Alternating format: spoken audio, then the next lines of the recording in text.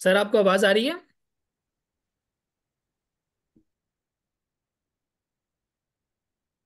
शाइस्ता आपको आवाज आ रही है मेरी? जी बिल्कुल, मुझे आवाज आ रही है। मंसूर साहब को आवाज नहीं जा रही।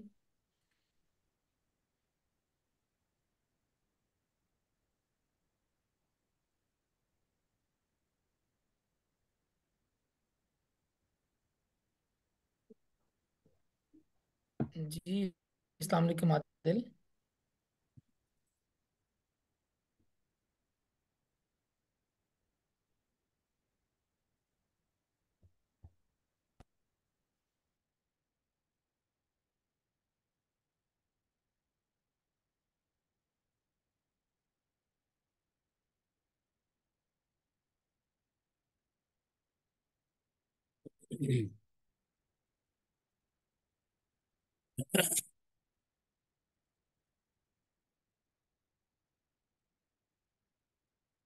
जी। ओके जी, thank you very much for your patience, for your time. अस्सलाम वालेकुम सर, आपको आवाज आ रही है? बिल्कुल आवाज आ रही है। आपको मेरी आवाज आ रही है? सर बिल्कुल आपकी आवाज आ रही है। एक छोटी सी रिक्वेस्ट थी। जी जी। क्योंकि आज वो ग्रुप्स वगैरह बने हैं, तो मैं और शाइस्ता दोनों ही आप जब सेटिंग कर रहे थे तो बात कर रहे थे उसके हवाले से। तो क्या ये पॉसिबल है कि 5 मिनट हम पहले इसके ऊपर बात कर लें, आफ्टर दैट फिर आप जो अपने सेशन पे चले जाएं? जी जी, क्यों नहीं, कर सकते हैं, बात बिल्कुल करें। ठीक होगा, शाइस्ता आप स्टार्ट करेंगे? जी सर, मैं ये जानना चाह रही थी कि ग्रुप के अंदर जो मेंबर्स हैं जी जी। वो शायद ऑन साइट हैं, क्योंकि मैंने तो ना उनका कभी नाम सुना है।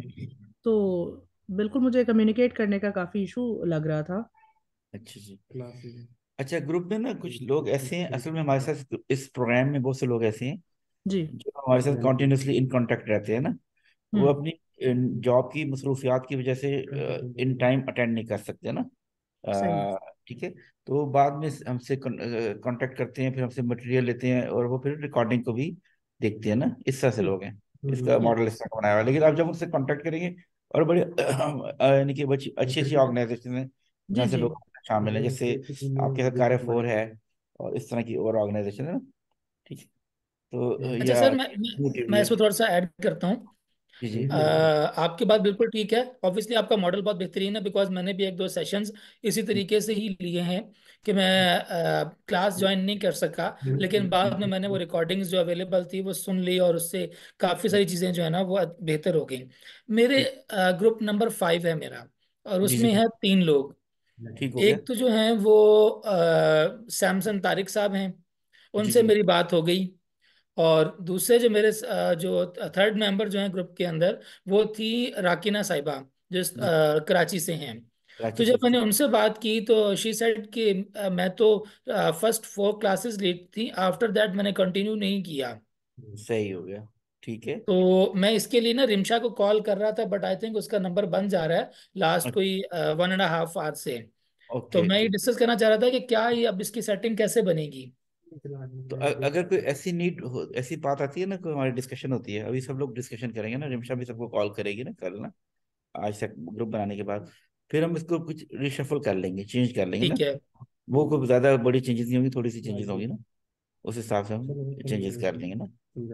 नहीं, मुझे मुझे तो अच्छा अच्छा लगेगा अगर आप एक दो लोग और भी ऐड कर दें। तो हम जी तो जी। एक दूसरे से सीखने के जो है ना वो हमेशा मोड में होते हैं। एग्जैक्टली तो बल्कि मैं भी यही थोड़ा सा चाह रही थी कि अगर कोई रिशफलिंग थोड़ी हो जाए। जी जी, होती है रिशफलिंग ना, हर दफा रिशफलिंग होती है। सही। हम एक बनाते हैं ना, तो उसका मकसद है चलो इनिशिएट कर ली ना खासतौर पे उसका। सर देखें ना, जब ऑनलाइन है तो फिर कम्युनिकेशन का एक वो गैप जी नहीं आना चाहिए ना। तो जो जी। आप इजीली कम्युनिकेट कर लें तो वो ज्यादा बेहतर होता है। बिल्कुल ना। तो वो लोग रिशफल करेंगे और कई लोगों को ये टॉपिक पसंद भी नहीं आएंगे, वो नए टॉपिक, दूसरे टॉपिक की तरफ जाना चाहेंगे ना, कि उनके जॉब रोल के साथ मैच कर रहे होंगे। राइट। नॉर्मली हमें देखने को मिलती हैं। तो सर इसमें भी। एक थोड़ा सा मुझे आप ये बताइएगा कि जैसे ये जो हमारे फाइनल प्रोजेक्ट्स हैं, ये जी जी। हमने कोई प्रेजेंटेशन की फॉर्म में सबमिट करने हैं या कोई वो रिपोर्ट की फॉर्म में होना है, क्या होना है ये? हम प्रेजेंटेशन की फॉर्म में आप सबमिट करेंगे ना, सब लोग ना। ओके। ओके, तो फिर उसमें। सर उसके लिए तो फिर खास तौर पे कम्युनिकेशन बहुत ज़रूरी है कि जी ग्रुप में जी। बहुत अच्छी कम्युनिकेशन हो। बिल्कुल ना। इनिशियली, बल्कि अब तक तो कम्युनिकेशन सब लोगों की आपस में होनी चाहिए थी ना। सर नहीं, मैं एक तो अपने ग्रुप में वो हेलो का कभी भेज चुकी थी। बल्कि यहाँ पे भी सिर्फ मेरी सलीम साहब के साथ ही कोई इस तरह बातचीत हुई है।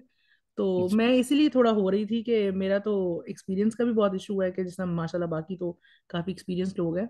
तो मैं तो इसलिए फॉरेन कांटेक्ट भी किया था कि मुझे तो मेंबर्स के साथ कोई कम्युनिकेशन नहीं हो रही है। सही। नहीं, कल उसको रिमशा कॉल करेंगे ना सबको, फिर उस सबसे बात भी कर लेंगी। ठीक। फिर उसके बाद थोड़ा बहुत हो सकता है रिशफल करना पड़े, या ग्रुप में मेंबर्स को ऐड करना पड़े, या मे भी पॉसिबल ये भी हो सकता है कि एक दो ग्रुप को यानी मर्ज करना पड़े ना। ठीक है, नीड के हिसाब से।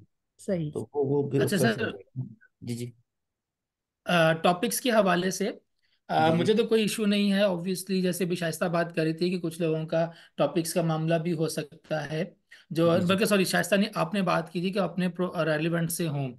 तो अगर फर्ज करें कि आप मेरा टॉपिक चेंज करना चाहें तो आप कर सकते हैं। मुझे इस पे कोई नहीं होगा, बल्कि कोई नई चीज़ मिलेगी तो मुझे सीखने का ज़्यादा मौका मिलेगा। तो मैं खुद को वॉलंटियर करूंगा इस हवाले से कि आप कोई भी टॉपिक देना चाहें आप बेशक वो मुझे दे दीजिएगा। बट ग्रुप क्या होगा ये जरा एक बार देखने की जरूरत होगी हमें। ठीक है, बिल्कुल जरूर, कल इसके ऊपर हम बैठ के बात करेंगे ना। तो कल तक ये रिजॉल्व हो जाएगा, ये वाला इशू ना। ठीक हो गया। ठीक हो गया। थैंक यू, आप सब लोगों का बहुत शुक्रिया, आप लोगों के फीडबैक का शुक्रिया, और सजेशंस के लिए भी। हम इसको इम्प्लीमेंट करेंगे, और फिर उस हिसाब से इस प्रोजेक्ट को लेके चलेंगे, जो कि हमने फाइनल प्रोजेक्ट देना है, आपने सबमिट कराना है। तो सही, थैंक यू। आज का जो हमारा टॉपिक है वो हमने किया हुआ ऑर्गेनाइजेशनल डेवलपमेंट है, एम्प्लॉय एंगेजमेंट है, और कॉर्पोरेट सोशल रिस्पॉन्सिबिलिटी है ना। ये तीनों चीजें वो चीजें हैं, वो तीनों components are these three components are related to employer branding. और in today's scenarios employers branding is very much important, right? And जितनी जितनी ऑर्गेनाइजेशन की ब्रांडिंग अच्छी होगी, उतने उतने ऑर्गेनाइजेशन की तरफ टैलेंट अट्रैक्ट होके आएगा, उतनी ही ऑर्गेनाइजेशन अपने जो जिस सेगमेंट में काम कर रही है वहां पे लीड करेगी ना। तो आज के सिनेरियो में जो ट्रांसफॉर्मेशनल एचआर का सिनेरियो है, उसमें ओडी जो है वो बहुत ज़्यादा अपनी इम्पोर्टेंस ले चुका है। और इसके ऊपर यानी कि आप समझ लें कि पूरे पूरे इंडिपेंडेंट डिपार्टमेंट भी काम कर रहे हैं ऑर्गेनाइजेशनल डिपार्टमेंट, जो कि एचआर से भी यानी उनको इंडिपेंडेंस मिल चुकी है ना। अब ये कई ऑर्गेनाइजेशन है जहाँ पे ओडी का डिपार्टमेंट जो है वो डिपेंडेंट है या एचआर का पार्ट होता है, लेकिन कई ऑर्गेनाइजेशन ऐसी हैं जहाँ पे वो उनको इंडिपेंडेंस मिल गई है, वो ऑटोनोमस होते हैं डिपार्टमेंट, जिसमें ओडी इंडिपेंडेंटली काम करता है। नॉर्मली इस समय देखा गया है। और यानी कि अभी जैसे जैसे ट्रांसफॉर्मेशन आती चली जाएगी, एवोल्यूशन आती चली जाएगी, जो कि कंटिन्यूस प्रोसेस है, एवोल्यूशन भी एक कंटिन्यूस प्रोसेस है, कभी रुकेगा नहीं। वैसे वैसे एचआर के अंदर मल्टीपल जो स्ट्रीम्स हैं वहाँ पे डिसेंट्रलाइजेशन आना शुरू हो जाएगी, डेलीगेशन आना शुरू हो जाएगी। तो आज फिर हम इन तीनों चीज़ों को इन डेप्थ स्टडी करने की कोशिश करेंगे, और देखेंगे कि इनका रिलेशनशिप क्या है, organisational development, employee engagement, corporate social responsibility, और ऑर्गेनाइजेशन की जो ब्रांडिंग है उसमें इन सब चीज़ों का कितना इम्पोर्टेंट रोल है, और ऑर्गेनाइजेशन के अंदर एम्प्लॉय रिटेंशन के हवाले से, एम्प्लॉय एंगेज करने के हवाले से इन चीज़ों की कितनी वैल्यू है, राइट। सबसे हम पहले हम देखते हैं कि ये ओडी क्या चीज़ है, यानी ऑर्गेनाइजेशनल डेवलपमेंट क्या चीज़ है, और इसको हम किस तरह से ओवरऑल देखेंगे, राइट। आप लोग अपनी अपनी ऑर्गेनाइजेशन में अगर आपको काम करने का इत्तेफाक हुआ है होगा, जो कि ऐसी ट्रांसफॉर्मेशनल ऑर्गेनाइजेशन हैं जहाँ पे इनोवेशन को और नई चीज़ों को बहुत तेज़ी से इम्प्लीमेंट किया जाता है, वहाँ पे आप इन मरहलों में से गुजर रहे होंगे, इन स्टेप्स को देख रहे होंगे ना। लेकिन अल्टीमेटली जिस ऑर्गेनाइजेशन जो स्मॉल स्केल की ऑर्गेनाइजेशन है, तब भी उसने इवॉल्व होके इस लेवल पे, इस मॉडल पे आना है, राइट। अभी हम थोड़ा सा अंडरस्टैंड करने की कोशिश करते हैं ओवरऑल सबको मिला के, कि जिसमें क्या हमने डिस्कस करने की कोशिश की है कि organisational development, employee engagement, and corporate social responsibilities are important aspect of a successful business. Companies that prioritize these areas are more likely to have positive impact on their employees and the environment. एक और चीज भी आजकल discuss की जा रही है, SGSC, इस तरह की है, ESG, ओ सॉरी, ESG, कि इसका नया एक नाम आया हुआ है CSR का ना, ठीक है जी, एनवायरनमेंट और सोशल इम्पैक्ट एंड गवर्नेंस, इस तरह से भी बात की जाती है ESG। तो अब हम ऑर्गेनाइजेशन यानी कि जो CSR की बात कर रहा हूँ, और इनका इम्पैक्ट क्या है, यहाँ पे एक छोटा सा आपके सामने एक वो दी हुई है, ग्राफ दिया हुआ है या एक पिक्चर से बताई गई है, उसमें CSR को उसके पॉइंट्स डिस्कस की गए हैं, उसके उसका फायदा क्या है, उसके अंदर इंटरनल एरियाज ऑफ रिस्पॉन्सिबिलिटी क्या है, मिडल एरियाज ऑफ रिस्पॉन्सिबिलिटी क्या है, एक्सटर्नल एरियाज ऑफ रिस्पॉन्सिबिलिटीज क्या है, और कॉर्पोरेट सोशल रिस्पॉन्सिबिलिटी की वैल्यू क्या है ना, और इसका रिस्पॉन्स क्या है, उसका सोसाइटी के ऊपर इम्पैक्ट क्या है। अक्सर लोग इसको CSR को, वो अगर देखा हो लिखा हो तो वो जो होते हैं कॉल सेंटर रिप्रेजेंटेटिव सब भी कहते हैं, लेकिन ये इस तरह नहीं है, ये कॉर्पोरेट सोशल रिस्पॉन्सिबिलिटी है ना। कई ऑर्गेनाइजेशन ऐसी भी हैं जहाँ पे कॉर्पोरेट सोशल रिस्पॉन्सिबिलिटी है, वो HR के अंडर है, और बहुत सारी ऑर्गेनाइजेशन में इंडिपेंडेंट डिपार्टमेंट के तौर पर भी काम करता है CSR का डिपार्टमेंट। और मैं बड़ी बड़ी ऑर्गेनाइजेशन जिसमें मुझे काम करने का इत्तेफाक हुआ एक ऑर्गेनाइजेशन में, वहाँ पे हमें CSR में बहुत ज़्यादा काम करने का इत्तेफाक हुआ। तो और उसका ऑब्जेक्टिव बेसिकली ये होता था कि आप कम्युनिटी को सर्व करें, जिस सोसाइटी में आप बिजनेस कर रहे हैं उस सोसाइटी के लोगों को सर्व करें, ताकि आपका कम्युनिटी के साथ रिलेशनशिप अच्छा एस्टेब्लिश हो जाए, साथ में आपकी ऑर्गेनाइजेशन की ब्रांडिंग भी अच्छी हो, आपकी ऑर्गेनाइजेशन की गुडविल भी अच्छी हो जाए ना। तो मुझे CSR के अंदर काम करने में मुझे इत्तेफाक हुआ द सिटीजन फाउंडेशन के साथ काम करते हुए, फातमीद फाउंडेशन के साथ काम करते हुए, ये जो डिफरेंट फिलंथ्रॉपिक ऑर्गेनाइजेशन है, नॉन प्रॉफिट ऑर्गेनाइजेशन है, इनके साथ काम करने का इत्तेफाक हुआ अपनी ऑर्गेनाइजेशन की तरफ से।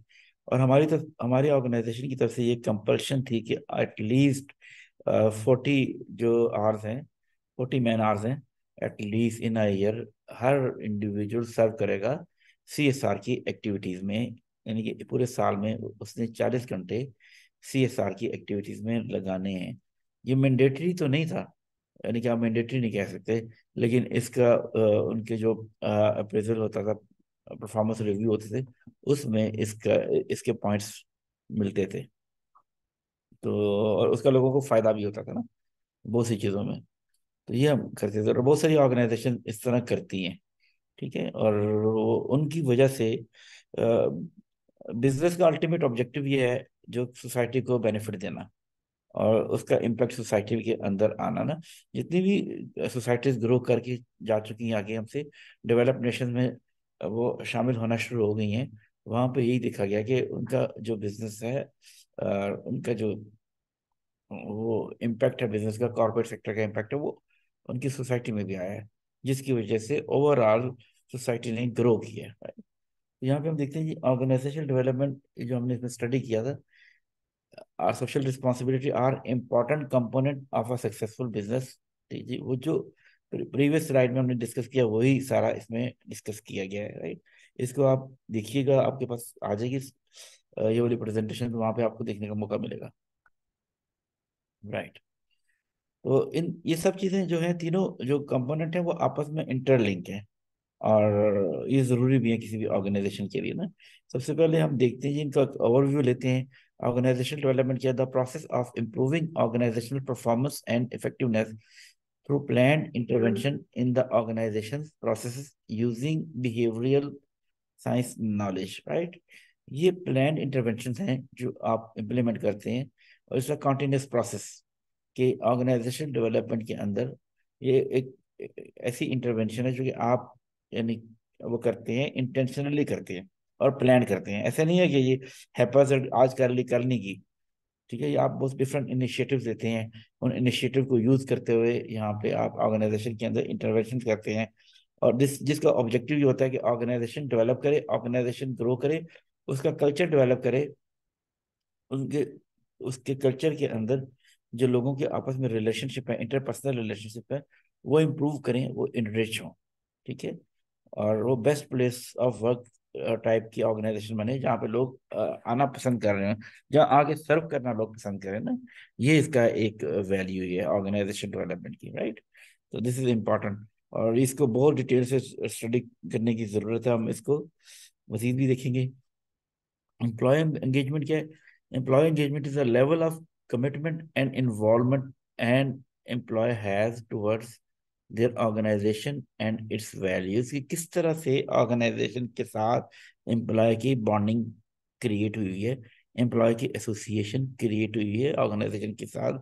क्या वो उसकी ऑर्गेनाइजेशन की वैल्यूज को, ऑर्गेनाइजेशन के कल्चर को, ऑर्गेनाइजेशन की हर चीज को वो ऑन भी करता है कि नहीं करता है, खुद को उसकी जो उसकी ग्रोथ है उसका पार्ट समझता है, रिस्पॉन्सिबल समझता है, उसके जो कमर्शियल ऑब्जेक्टिव है उनको अचीव करने में अपना रोल, यानी अपना जो पोर्शन है वो कंट्रीब्यूट कर रहा है कि नहीं कर रहा ना। वो ये सब चीजें तभी होंगी जब कोई ऑन कर रहा होगा किसी भी ऑर्गेनाइजेशन को, ठीक है, उसकी वैल्यूज को, उसके कल्चर को ना। तो ये basically this is the relationship between employee and the employer, यानी एम्प्लॉय का और ऑर्गेनाइजेशन का एक रिलेशनशिप है, एक बॉन्डिंग है, जो अगर तो पॉजिटिव सेंस में अच्छी तरह से स्टेब्लिश हुई हो तो उसका बेनिफिट ऑर्गेनाइजेशन को भी होगा और एम्प्लॉय को भी होगा, यानी एम्प्लॉयर को भी होगा और एम्प्लॉय को भी होगा अल्टीमेटली ना, कि वो किस तरह से काम कर रहा है। फिर ऑर्गेनाइजेशन भी उसके लिए केयर करेगी। और बहुत क्राइसिस भी आते हैं इस कमर्शियल साइड के ऊपर या कॉरपोरेट सेक्टर के अंदर, लेकिन उन क्राइसिस में भी ये लोग, ये रिलेशनशिप अगर फ्लोरिश रहा तो फिर उस क्राइसिस में से भी ऑर्गेनाइजेशन या बिजनेस सरवाइव कर जाएगा। This is important to understand, right.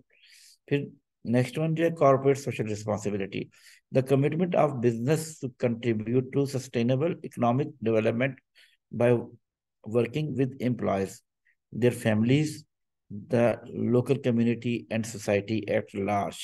ठीक है जी। बिजनेस की रिस्पॉन्सिबिलिटी है कि वो अपने एम्प्लॉयज की, उनकी फैमिलीज का ख्याल करे, उनकी फैमिलीज की बेटरमेंट के लिए काम करे।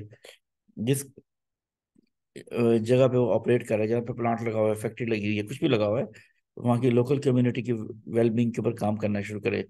और ग्रेटर लेवल के ऊपर भी कोई ऐसे इनिशिएटिव ले जिनका जिनका इम्पैक्ट उस पूरी सोसाइटी के ऊपर आ रहा हो। दिस इज कॉर्पोरेट रिस्पॉन्सिबिलिटी, यानी कॉर्पोरेट सोशल रिस्पॉन्सिबिलिटी। और this is a commitment of business towards society and community. Ultimately इसका फायदा ये होगा कि सोसाइटी भी ग्रो करेगी, कम्युनिटी भी ग्रो करेगी। और अगर आप किसी जगह पे बिजनेस ऑपरेट कर रहे हैं, मिसाल के तौर पे जब भी आप कहीं प्लांट वगैरह लगा होता है आपकी ऑर्गेनाइजेशन का, अगर आप मैन्युफैक्चरिंग साइड से बिलोंग करते हैं तो उसके जो इन्वायरमेंटल इम्पेक्ट हैं वो भी बहुत ज़्यादा हो रहे होते हैं ना उस सोसाइटी के अंदर। और उसके अलावा भी बहुत सी चीज़ें वो एट स्टेक होती हैं उस एरिया की, उस जगह की, उन लोगों की। लेकिन अगर आप कंट्रीब्यूट कर रहे हैं तो इसका मतलब आप कंपनसेट कर रहे हैं, आपका बिजनेस कंपनसेट कर रहा है। और कंपनसेट करते हुए आप सोसाइटी की डेवलपमेंट के ऊपर भी काम कर रहे हैं, जिससे वहाँ के रहने वालों और आपके बीच में रिलेशनशिप अच्छा एस्टेब्लिश हो जाएगा। हमारी ऑर्गेनाइजेशन जिसमें मैंने काम किया हुआ है वहाँ पे उन्होंने केवड़ा में उनका प्लांट था, और भी बहुत सी जगहों पे प्लांट है, जैसे लक्की मरवत में प्लांट था उससे उसकी सिस्टर कंसर्न का, जिससे लक्की सीमेंट है, या आईसीआई पाकिस्तान है, शेखुपुरा में उनका है इस तरह का ना। तो केवड़ा सबसे बड़ी साइट है उनकी जो सोडा ऐश की है। तो वहाँ पे उन्होंने स्कूल भी बनाए हुए हैं, वहाँ पे उन्होंने वो क्या कहते हैं प्ले ग्राउंड भी बनाए हुए हैं, वहाँ की कम्युनिटी के अंदर गेट टुगेदर भी करते हैं, कम्युनिटी के जो बड़े लोग हैं उनसे मेल मिलाप भी रखा होता था।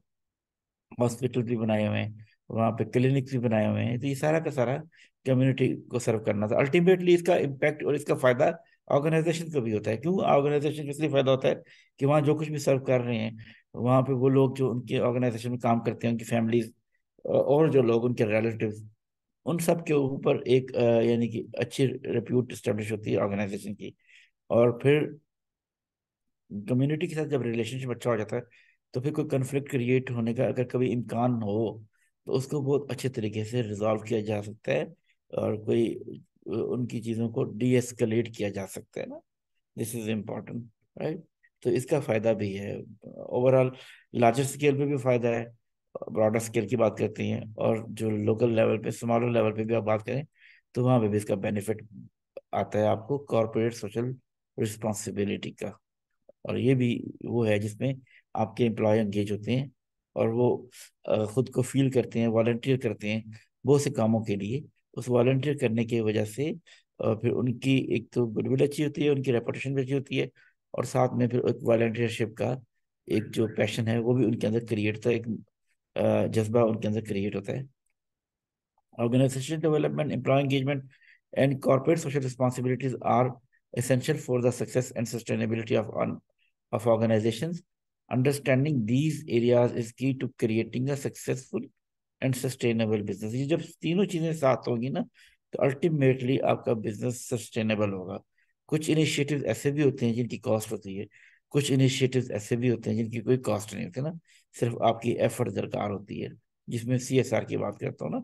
हमने दोनों तरह के इनिशिएटिव लिए हुए हैं ऑर्गेनाइजेशन के अंदर। समटाइम आपका बजट की कंस्ट्रेंट्स होती हैं, तो फिर आप को ऐसे इनिशिएटिव लेने पड़ते हैं कि जिनके ऊपर कॉस्ट ना लगी ज्यादा ना। एम्प्लॉय एंगेजमेंट के हवाले से बात करें तो बहुत सारी ऑर्गेनाइजेशन बहुत सारे इनिशिएटिव्स देती हैं। वो गेम्स वगैरह कराती हैं, कोई टूर्नामेंट करवाती हैं, कोई कोई एक डे सेलिब्रेट करती हैं, हाइकिंग डे करा देती हैं, कोई भी करती है, कोई एनुअली करती हैं, एनुअल सेल्स कॉन्फ्रेंस कर लेती हैं, एनुअल कॉन्फ्रेंस कर लेती हैं, एनुअल फंक्शन कर लेते हैं, या इसके अलावा भी कोई ब्रेनस्टॉर्मिंग करते हैं, या आउटब्रेक्स वगैरह जो होती हैं वो अरेंज की जाती हैं, ताकि एक डिफरेंट एनवायरनमेंट में जाके लोग एक दूसरे के साथ इंटरेक्ट कर सकें, एक दूसरे के साथ नेटवर्किंग क्रिएट कर सकें। तो अल्टीमेटली इन दोनों चीज़ों का बेनिफिट, इन दोनों जो कंपोनेंट्स हैं, एम्प्लॉय एंगेजमेंट और कॉर्पोरेट सोशल रिस्पॉन्सिबिलिटी का, ये दोनों कंपोनेंट अपना रोल प्ले करते हैं ऑर्गेनाइजेशनल डेवलपमेंट के अंदर। CSR का भी पूरा साल का बजट बनता है, पूरे साल के प्लान बन जाते हैं। एम्प्लॉय एंगेजमेंट के भी पूरे साल के प्लान बन जाते हैं, पूरे साल का बजट बन जाता है, राइट। जी, अब इसको हम देखते हैं अलग अलग करके। Right, organisational development is a field of study that focuses on improving organizational effectiveness and employee well-being.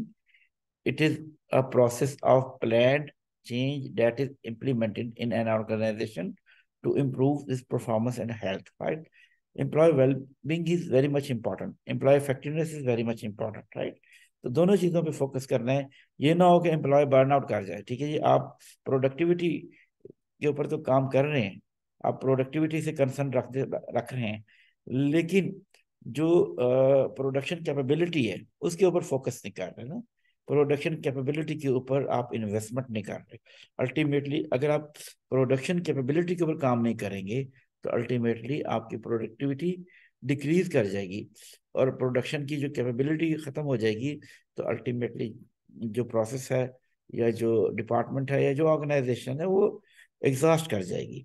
तो दिस इज इम्पॉर्टेंट कि आप प्रोडक्शन के ऊपर काम तो कर रहे हैं, प्रोडक्टिविटी के ऊपर काम कर रहे हैं, इफेक्टिवनेस के ऊपर काम कर रहे हैं, लेकिन प्रोडक्शन कैपेबिलिटी के ऊपर भी काम करना जरूरी है। जैसे आपने गाड़ी चला रहे हैं लेकिन उसका ऑयल भी चेंज कराना है, उसकी ट्यूनिंग भी करानी है, और उसके बाद ताकि उसको आपने रवा दवा रखना है। अगर आप सिर्फ प्रोडक्टिविटी के ऊपर काम करेंगे, प्रोडक्शन कैपेबिलिटी के ऊपर काम नहीं करेंगे, तो प्रोडक्शन कैपेसिटी के ऊपर काम नहीं करेंगे ना, तो वो फिर क्या होगा, अल्टीमेटली एम्प्लॉय बर्न आउट कर जाएगा, और फिर उसका एक लेवल आता है, उसके बाद वो काम नहीं करना छोड़ देता है ना। वो उस तरह उसकी इफेक्टिव काम तो वो कर रहा होगा, सुबह 9 बजे से लेके शाम के 5 तो बज रहे होंगे, लेकिन इफेक्टिवनेस खत्म हो जाएगी ना, और फिर वो एग्जॉस्ट हो जाएगा, तो फिर उसकी क्वालिटी ऑफ वर्क जो है वो कंप्रोमाइज कर जाएगा। तो this is important to understand. ये परफॉर्मेंस के साथ साथ ऑर्गेनाइजेशन की हेल्थ के ऊपर भी फोकस करना है, एम्प्लॉय वेलबींग के ऊपर भी फोकस करना है। आजकल के सिनेरियो के अंदर एम्प्लॉय वेलबींग की ऊपर बहुत ज़्यादा बात की जाती है, वर्क लाइफ बैलेंस के ऊपर बहुत ज़्यादा बात की जाती है। ठीक है, मल्टीटास्किंग तो है ही है, लेकिन मल्टीटास्किंग का मतलब ये नहीं है कि आप बिल्कुल बर्नआउट करवा दें, एम्प्लॉय को एग्जॉस्ट करवा दें। ठीक है जी, वो अटैच ही ना रहे, वो काम करने के काबिल ही ना रहे ना, मजीद परफॉर्म करने के काबिल ना रहे, ज़्यादा और ज़्यादा डिलीवर करने के काबिल ना रहे ना। तो दिस इज इम्पॉर्टेंट कि आप जो एम्प्लॉय वेलबींग है उसको मेंटेन रखें। तो एम्प्लॉय वेलबींग को मेंटेन करने के लिए फिर डिफरेंट इंटरवेंशन होती हैं जो कि OD के हेड में आती हैं, जिसकी वजह से प्रोडक्शन कैपेबिलिटी के ऊपर काम किया जाता है। राइट, अभी देखते हैं जी ऑर्गेनाइजेशनल डेवलपमेंट के बेनिफिट क्या हैं, जो हमने पहले ओवरव्यू एक बात कर ली, डिस्कस कर ली ना। तो अब हम इसको वन बाय वन देखते हैं और हमें ये जो पॉइंट्स हमें मिलेंगे, नजर आएंगे, जो हम स्टडी करने की कोशिश करेंगे, ये हमारे कंसेप्ट को क्लियर भी करेंगे कि फायदा क्या है ऑर्गेनाइजेशनल डेवलपमेंट का, राइट। नंबर वन पे हम देखते हैं improved employee satisfaction. Organisational development practices can help create a positive work environment leading to increased job satisfaction and morale। ठीक है जी। सबसे बड़ी चीज जो है एम्प्लॉय की इस लेवल ऑफ सेटिस्फेक्शन है, उसका मेंटेन रखना है, कि उसको फील हो कि वो फुलफिलनेस की फीलिंग हो। उसे पता हो कि वो कोई कॉज के लिए अपनी जॉब पे आया हुआ है, ठीक है, वो कुछ डिलीवर कर रहा है, कहीं पे कंट्रीब्यूट कर रहा है, लर्निंग उसकी हो रही है, ठीक है, उसकी वैल्यू इंक्रीज कर रही है, उसकी वैल्यू इन्हांस कर रही है। These are important. यही चीजें हैं जो एम्प्लॉय को सेटिस्फाई करती हैं कि ज़ाहिर है जब उसकी वैल्यू बढ़ेगी, उसकी वर्थ बढ़ेगी, तो उसकी उसका जो कंपनसेशन है वो भी बढ़ेगा, ठीक है। उसकी जो वो इंक्रीमेंट हैं वो भी अच्छे लगेंगे, उसकी सैलरी पैकेजेस सब इंक्रीज करेंगे ना, उसकी जो फाइनेंशियल वर्थ है वो भी बढ़ जाएगी, वो भी इंक्रीज कर जाएगी, जिसका अल्टीमेटली उसको बेनिफिट होगा, उसकी फैमिली को बेनिफिट होगा, उसकी क्वालिटी ऑफ लाइफ इंप्रूव कर जाएगी। तो दिस इज इम्पोर्टेंट कि quality of life must be improve, ठीक है। तो जब ये सब चीजें आएंगी तो फिर एम्प्लॉयज का सेटिस्फेक्शन का लेवल भी इंक्रीज कर जाएगा, ठीक है। तो जब सेटिस्फेक्शन का लेवल इंक्रीज कर गया अल्टीमेटली, यानी एंगेजमेंट ज्यादा होगी, तो उसका अल्टीमेट रिजल्ट क्या आएगा? Increase productivity. OD practice OD practice can help streamline processes and procedures leading to increased efficiency and productivity। ठीक है जी। जब आप OD के इंटरवेंशंस करते हैं और प्रोसेसेस को स्ट्रीमलाइन कर देते हैं, यानी कि अनड्यू प्रेशर नहीं आता, हर चीज हर प्रोसेस स्ट्रीमलाइन हो गया है, ठीक है जी, उसमें फायर फाइटिंग वाला एलिमेंट नहीं आता, तो फिर क्या होगा? अल्टीमेटली प्रोडक्टिविटी इंक्रीज कर जाएगी। ये नहीं होगा कि कभी कभी लगेगा भाई इमरजेंसी लग गई है इसमें ना, और सब लोग पैनिक हो गए हैं, ऑर्गेनाइजेशन के सारे डिपार्टमेंट पैनिक हो गए हैं, और फिर जब पैनिक लेवल आ जाएगा तो फिर ऑर्गेनाइजेशन की प्रोडक्टिविटी इंक्रीज कर नहीं सकेगी, ना ही उसकी एफिशिएंसी इंक्रीज करेगी, राइट। तो ये अल्टीमेटली इसका फायदा है ऑर्गेनाइजेशन डेवलपमेंट का। Enhanced innovation. OD practice can help foster an environment of creativity and collaboration leading to increased innovation। ये बड़ा मजे का पॉइंट है, इसको जरा समझने की कोशिश कीजिएगा कि बिजनेस क्या है। बिजनेस सिर्फ मार्केटिंग और इनोवेशन है। कोई भी चीज़ इस दुनिया में देखेंगे ना आप, तो उसमें दो ही चीजें हैं, यानी उसका ग्रो करना और उसके अंदर इनोवेशन का होना।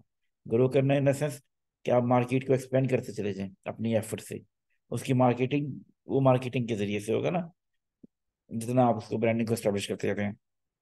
दूसरा ये है कि बिजनेस में कुछ ना कुछ नया आता रहे, दैट इज इनोवेशन, ठीक है। तो इनोवेशन और मार्केटिंग जो है, जो उसका एक्सपेंड करना है, उसका इन्फ्लुएंस को इंक्रीज करना, ये दोनों चीजें मिल के ही बिजनेस को इनहांस करती हैं, बिजनेस को सस्टेनेबल बनाती हैं, बिजनेस को वायबल बनाती हैं, बिजनेस को सर्वाइव करने में हेल्प करती हैं ये। OD practice can help foster an environment of creativity and collaboration leading to increased innovation। ठीक है जी। जहाँ पे कोलैबोरेशन हो जाए, जहाँ पे आपकी क्रिएटिविटी को फोस्टर किया जाए, क्रिएटिविटी को इनकरेज किया जाए, तो अल्टीमेटली वहाँ पे इनोवेशन भी आएगी ना। एक ऐसा एनवायरनमेंट जहाँ पे हर चीज को सनब किया जा रहा हो, लोगों को रोका जा रहा हो, लोगों को इनकरेज ना किया जा रहा हो, डिस्करेज किया जाता हो नए आइडियाज के हवाले से, तो वहां पे आप टैलेंट को रिटेन नहीं कर सकेंगे। और जिस चैलेंज में हम अभी बैठे हुए हैं, यानी जिन चैलेंजेस को हम फेस कर रहे हैं इस टाइम पे, मैं बताना चाहूंगा, जैसे कि जो उसमें आते हैं demographically, generation Z, millennial, post millennial सारे, तो अब ये वो लोग नहीं है जो कि जिनकी क्रिएटिविटी को आप सनअप करेंगे, रोकेंगे, उनके ऊपर दोष जमाएंगे, तो वो रुकेंगे वहां पे ना, ठीक है। तो वो फिर क्या, अल्टीमेटली आपके ऑर्गेनाइजेशन को छोड़ देंगे। और जिस ऑर्गेनाइजेशन ने भी ग्रो करने की कोशिश की है या ग्रो की है, जिसकी भी ग्रोथ हमारे सामने आई है, वो वही है जहाँ पे इनोवेशन हुई है, जहाँ पे क्रिएटिविटी को फोस्टर किया गया है, जहाँ पे कोलैबोरेशन को फोस्टर किया गया है, कोलैबोरेशन की नरिशमेंट की गई है, राइट। एक और, better adaptability to change. OD practice can help create a culture of flexibility and adaptability, allowing for better responses to change in the environment। This is important to understand, ठीक है। एक ऐसा culture create कर दिया। अब ये नहीं है जी आपने सुबह 9 बजे आना है और शाम को 5 बजे जाना है, नहीं। यहाँ पे फ्लेक्सिबिलिटी है, फ्लेक्सी आवर्स हैं, कल्चर के अंदर फ्लेक्सिबिलिटी है, वर्किंग के अंदर फ्लेक्सिबिलिटी है, वर्क फ्रॉम होम कर सकती हैं, रिमोट वर्किंग की इजाज़त दी गई है। तो और साथ में ये है कि डिफरेंट तरह की आप चीज़ें लेके आते हैं, जिससे लोगों के लिए एडेप्टेबिलिटी का जो एलिमेंट है वो आसान हो गया, राइट। और चेंज कोई भी आएगी, लोग बढ़ के उसको प्रोएक्टिवली चेंज को एक्सेप्ट करते हैं, बल्कि चेंज को वेलकम करते हैं। कोई भी प्रोसेस में चेंज आ जाए, ठीक है। और चेंज चेंज को लोग एक्सेप्ट इतनी जल्दी करते नहीं नॉर्मली जिंदगी के अंदर ना। नॉर्मली किसी को एक सीट से उठा के दूसरी सीट पे बिठा दें, यानी एक एनवायरनमेंट से उठा के दूसरे एनवायरनमेंट में भेज दें, तो वो वहां पे भी रेजिस्ट करते हैं। लेकिन ओडी जो है आपको इन चेंजेस को, चेंज मैनेजमेंट को स्मूथली लेके चलता है, ऑर्गेनाइजेशन डेवलपमेंट, जिसकी वजह से लोग जो है एक फ्लेक्सिबल कल्चर डेवलप करते हैं, जिसकी वजह से लोगों की एडेप्टेबिलिटी का लेवल वो इंक्रीज कर जाता है, right. Organisational development practice can have a positive impact on employee satisfaction, productivity, innovation and adaptability to change. Implementing OD practices can help organization reach their goals more effectively. तो ये यहाँ पे आप ये इस इन सब स्टेप्स के ऊपर से होते हुए जब जाते हैं ना, तो आपकी ऑर्गेनाइजेशन की जो डेवलपमेंट है वो कंसोलिडेटेड होती है, वहाँ पे कंसोलिडेटेड होती है। वो ये नहीं होती कि कोई बबल की तरह हो कि चीज़ें चेंज हुई तो सब कुछ खत्म हो गया ना, ऐसा नहीं होता। तो this is important to understand कि हम ओडी वाला ओडी का जो फैक्टर है उसको अपनी ऑर्गेनाइजेशन में ज्यादा से ज्यादा इंक्रीज करें, ऑर्गेनाइजेशन डेवलपमेंट के ऊपर ज्यादा फोकस करें और उसके लिए एनवायरनमेंट क्रिएट करें, ठीक है। अब हम देखते हैं जी benefit of employee engagement. Employee engagement के बेनिफिट कौन कौन से हैं जी? ये तो बड़ी इंपॉर्टेंट चीज़ है और ये लोगों को रिटेन करने में भी बड़ा हेल्पफुल होती है, प्रोडक्टिविटी को भी इंक्रीज करने में हेल्पफुल होती है एम्प्लॉय एंगेजमेंट, और कस्टमर सेटिस्फेक्शन में भी बड़ी ज़्यादा ज़रूरी है, ठीक है। तो higher employer retention, employer engagement leads to increase job satisfaction and loyalty, resulting in higher employee retention rate. बहुत सारी ऑर्गेनाइजेशन को हम देखती हैं तो वहाँ पे टर्नओवर रेट बहुत ज़्यादा होता है, और कई ऑर्गेनाइजेशन ऐसे भी देखी गई हैं जहाँ पे जो एम्प्लॉयबिलिटी का रेशो है वो भी ज़्यादा होता है, कि लोग मिनिमम 3 से 4 साल तक वहाँ पे उनका जो एम्प्लॉयबिलिटी का टेन्योर है वो होता है। इस तरह की भी बहुत सारी ऑर्गेनाइजेशन है, और कई लोगों को तो मैंने ऐसी ऑर्गेनाइजेशन में भी देखा होगा वहाँ पे हायर टू रिटायर वाली पॉलिसी है। हायर होते हैं और मैनेजमेंट ट्रेनिंग के तौर पे हायर होते हैं, इवन प्रेसिडेंट वाइस प्रेसिडेंट तक चल जाते हैं लोग ना, ऐसा कल्चर भी है।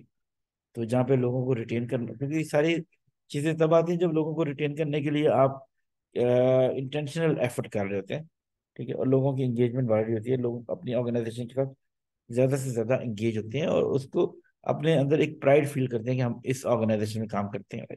Increase productivity, engaged employees are more productive and efficient, leading to improved organisational performance, right. तो ये तो इनएविटेबल, और बल्कि वो कहते हैं उर्दू में अज़र मिन शम्स, या बिल्कुल रोज रोशन की तरह आया है कि जितना भी जो एम्प्लॉय एंगेज होगा उतनी ही ज्यादा उसके अंदर ऑनरशिप होगी, उतनी ही ज्यादा वो प्रोडक्टिविटी शो करेगा, ठीक है, उतनी ही जील के साथ, जस्ट के साथ वो काम करेगा, right. Improve customer satisfaction, engaged employees are more likely to provide better customer service, resulting in improved customer satisfaction। जो आपका एम्प्लॉय आपके पास काम कर रहा है ना, ये आपका इंटरनल कस्टमर है। जब आपका इंटरनल कस्टमर आपसे, इसको सेटिस्फाई करना भी जरूरी है। जब आप इंटरनल कस्टमर को सेटिस्फाई करते हैं, ठीक है, और उसको यानी कि खुश रखते हैं, उसकी डिलाइटनेस का ख्याल रखते हैं, कि तो फिर अल्टीमेटली जो आपका इंटरनल कस्टमर जो आपसे सेटिस्फाई है, जो आपकी ऑर्गेनाइजेशन के साथ एंगेज्ड है, वो फिर एक्सटर्नल कस्टमर को भी वही सर्विस प्रोवाइड करेगा, कि वो उसकी कोशिश होगी कि मैं जो एक्सटर्नल कस्टमर्स हैं उनको रिटेन करूं, जिस तरह ऑर्गेनाइजेशन ने मुझे रिटेन किया हुआ है, वही सारी एफर्ट्स लगा के मैं एक्सटर्नल कस्टमर्स को भी रिटेन करूं। और जब कस्टमर रिटेंशन का लेवल आ जाता है किसी भी ऑर्गेनाइजेशन के अंदर, तो अल्टीमेटली उसका बिजनेस डेवलप भी होता है और बिजनेस ग्रो भी करता है, और ऑर्गेनाइजेशन भी ग्रो करती है ना। कस्टमर ऑर्गेनाइजेशन ग्रो ही करती है कस्टमर रिटेंशन के साथ। ठीक है, कस्टमर को एक्वायर करना कॉस्टली होता है, लेकिन कस्टमर को रिटेन करना वो इतना कॉस्टली नहीं है। क्योंकि कस्टमर को एक्वायर करते हुए किसी भी को भी जगह पे देख ले, कस्टमर एक्वायर करने में आपको बड़ी एफर्ट एग्जर्ट करनी पड़ती है, लेकिन कस्टमर को रिटेन करने के लिए इतनी ज्यादा एफर्ट एग्जर्ट नहीं करनी पड़ती। कस्टमर आपसे तभी स्किप हो सकता है, रिटेंशन में आप तभी फेल हो सकते हैं जब आपकी कस्टमर सर्विस वीक हो, या प्रोडक्ट में कोई मसला हो, या जो आप अपने जो बिजनेस है उसमें बहुत ज्यादा फेयर ना हो। Employee engagement is essential for organization to achieve success. It leads to higher employee retention, increased productivity, and improved customer satisfaction. Ultimately, इसको हमने अंडरस्टैंड कर लिया, समझ लिया कि बेनिफिट ऑफ एम्प्लॉय एंगेजमेंट क्या है और इसका फायदा क्या होता है ऑर्गेनाइजेशन के अंदर। ठीक है जी। अब वो देखते हैं जी, वो कौन से फैक्टर्स हैं जो एम्प्लॉय एंगेजमेंट को इंक्रीज कर सकते हैं। अल्टीमेटली हमारा ऑब्जेक्टिव यही है कि सारे इंटरवेंशन के साथ कि हमारे एम्प्लॉय की एंगेजमेंट जो है वो इंक्रीज कर जाए। ठीक है, और उसको कौन कौन से फैक्टर्स हैं जिनकी वजह से एम्प्लॉय की एंगेजमेंट इंक्रीज कर जाती है, बढ़ जाती है, ऑर्गेनाइजेशन के साथ उसकी अटैचमेंट बढ़ जाती है। एक तो है ऑटोनॉमी। ठीक है जी, giving employees the freedom to make decision and take ownership of their work. This is important कि आप माइक्रो मैनेज ना बने, माइक्रो मैनेजमेंट की तरफ ना जाएं। आप उनको वो दें, लिबर्टी दें, फ्रीडम दें, ताकि वो अपने डिसीजन ले सकें, डेलीगेशन ऑफ पावर करें। ठीक है, ऑनरशिप करें, और फिर उनके अच्छे और बुरे कामों की रिस्पॉन्सिबिलिटी लेने वाले भी बने आप ना। अच्छे कामों की रिस्पॉन्सिबिलिटी तो आप ले सकेंगे, लेकिन अगर उनसे कुछ गलती हो गई है तो फिर उसकी रिस्पॉन्सिबिलिटी लेने वाला भी आपके पास हौसला होना चाहिए। तो ये चीज़ें हैं कि ऑर्गेनाइजेशन में लोगों को रिटेन करने में जो हेल्प करती हैं। ठीक है जी, एम्प्लॉय एंगेजमेंट को इंक्रीज करती हैं। Growth opportunities, providing employees with the chance to develop their skills and progress in their career. कि जी उनको आप सिखाते चले जाएं, उनके लिए कोशिश करें, उनकी वर्थ को इंक्रीज करने के लिए उनकी ग्रोथ अपॉर्चुनिटीज क्रिएट करें। उनकी एम्प्लॉय देखता है, कोई भी एम्प्लॉय आज का जो एम्प्लॉय है वो देखता है कि या तो मुझे फाइनेंशियल इंक्रीमेंट मिल रहा हो या मेरी वर्थ में इंक्रीज आ रहा हो। ठीक है, दोनों चीजें वो देख रहा होता है, तो इन्हीं की वजह से वो एंगेज होता है। और अगर दोनों चीजें ना मिल रही हो तो फिर समझें कि एम्प्लॉय आपके ऊपर एक बर्डन है, लायबिलिटी है, और किसी भी वक्त मूव कर जाएगा एम्प्लॉय आपके पास। और अगर आपके पास रहेगा तो पूरी प्रोडक्टिविटी आपको शो नहीं करा सकेगा। ठीक है, positive work environment, toxic work environment में कोई भी नहीं रह सकता।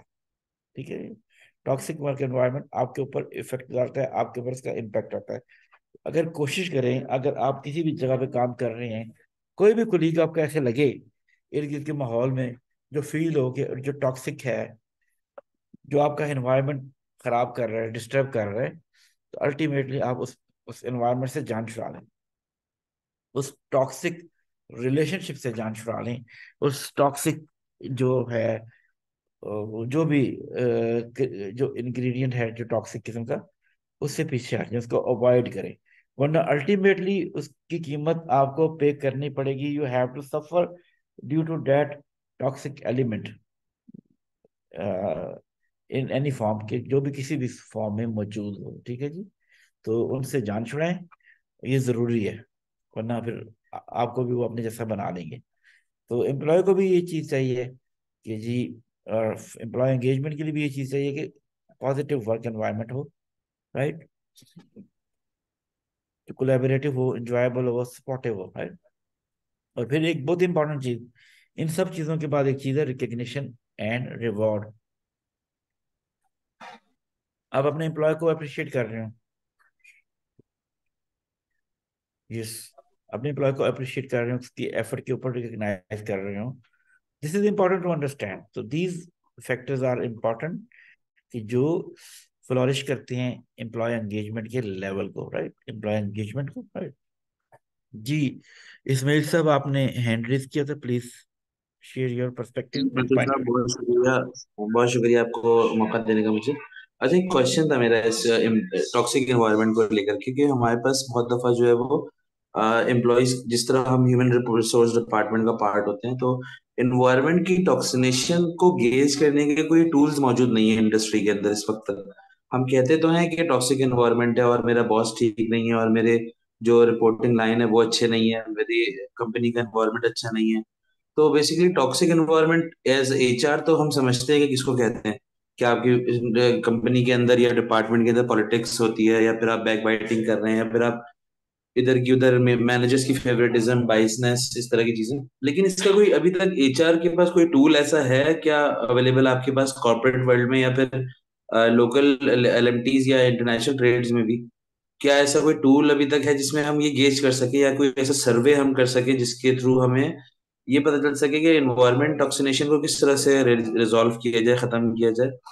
क्योंकि अभी तक मैं इतना एक्सपोजर जो हुआ मेरा, उसमें मैंने ये देखा कि हम एम्प्लॉयज कहते तो हैं कि एनवायरमेंट टॉक्सिक है, लेकिन उसके उसको हल करने के लिए किसी भी ऑर्गेनाइजेशन के पास अभी तक कोई टूल ऐसा मौजूद नहीं है। चाहे वो सर्वेज की बेसिस के ऊपर हो, सर्वेज हम करवाएं, हम कोई ऑर्गेनाइजेशनल हेल्थ चेक करें जिसमें हम ये चेक करें कि एम्प्लॉय क्या कहना चाहता है, वो एनोनिमस सर्वेज हो। तो एक क्वेश्चन था मेरा ये। Thank you. जी जी, बिल्कुल आप सही कह रहे हैं। कोई ऐसा टूल तो है नहीं। और ये जो टॉक्सिक एनवायरनमेंट क्रिएट हो जाता है या टॉक्सिक कोई एम्प्लॉय होता है, वो एक तरह का एनवायरनमेंट क्रिएट करता है अपनी मुख्तलिफ चीज़ों से, एक्शन से ना। तो ये मल्टीपल भी हो सकता है, लेकिन ये थोड़े से लोग होते हैं करते हैं। इनके इनके लिए आपको फिर इंटरवेंशन करनी पड़ती है, आपको फिर एंगेजमेंट की एक्टिविटीज इंक्रीज करनी पड़ती है। डिफरेंट वेज में जाके ना उनको करना पड़ता है, डाइल्यूट करना पड़ता है उनकी टॉक्सिसिटी को, और ऐसा इन्वायरमेंट क्रिएट करना पड़ता है, कोलैबोरेटिव एफर्ट करनी पड़ती है। और डिफरेंट टास्क असाइन किए जाते हैं जिनमें उनको समझाया जाता है, और इनमें आप उनकी काउंसलिंग भी कर सकते हैं ना। पता है हमारी बहुत सारी ऑर्गेनाइजेशन ऐसी थी। मेरी एक ऑर्गेनाइजेशन में मैं काम करता था, वहां पे ऐसा ही एक साहब थे, बल्कि एक साहिबा थी। वो हर वक्त कुछ ना कुछ बोलती रहती थी ना, बात करती रहती थी, और जहाँ बजा बिला वजह की क्रिटिसिज्म भी करती थी। फिर उनको समझाया गया, उनकी काउंसलिंग की गई, उनको उसके रेपरकशंस के बारे में बताया गया, क्योंकि अल्टीमेटली आप, और फिर अगर कोई समझेगा नहीं ना, तो आप उससे जान छुड़ाइए। ठीक है जी। क्योंकि उसकी वजह से पूरा आपका बिजनेस इम्पेक्ट कर रहा होगा, उसकी वजह से पूरा डिपार्टमेंट इम्पेक्ट कर रहा होगा ना, किसी एक इंडिविजुअल की वजह से। ठीक है। कुछ लोग होते हैं जो ऑप्टिमिस्टिक होते हैं, कुछ लोग होते हैं जो पैसिमिस्टिक होते हैं। तो अब फिर ये है कि आप जब उनको इस तरह की काउंसलिंग करते हैं, कोचिंग करते हैं, मेंटोरिंग करते हैं, तो अल्टीमेटली वो रियलाइज कर भी जाते हैं ना। तो इसमें आपको वन टू वन जाके डील करना पड़ेगा ना। ज्यादातर लोग तो पेसिमिस्टिक नहीं होते, ज्यादातर लोग तो नेगेटिव नहीं होते ना। किसी ऑर्गेनाइजेशन के अंदर जब काम करते हैं, किसी प्रोग्रेसिव ऑर्गेनाइजेशन के अंदर अगर वो काम कर रहे हैं, जहाँ पे बहुत ज्यादा चीजें डेवलप हो रही हैं, मूव ऑन कर रही हैं, जहाँ पे लोगों के अंदर इनरिचमेंट के हवाले से काम किया जा रहा है, लोगों को प्रोग्रेस नजर भी आ रही है ना, वहाँ पे तो इस तरह की चीजें होती हैं। लेकिन ओवरऑल अगर ऑर्गेनाइजेशन का सिनेरियो ही ऐसा है कि ऑर्गेनाइजेशन खुद एट रिस्क है, तो वहाँ पे फिर एक अलग से ही इन्वायरमेंट क्रिएट हो जाएगा, और वहाँ पे भी टैलेंटेड लोग फिर रहेंगे नहीं।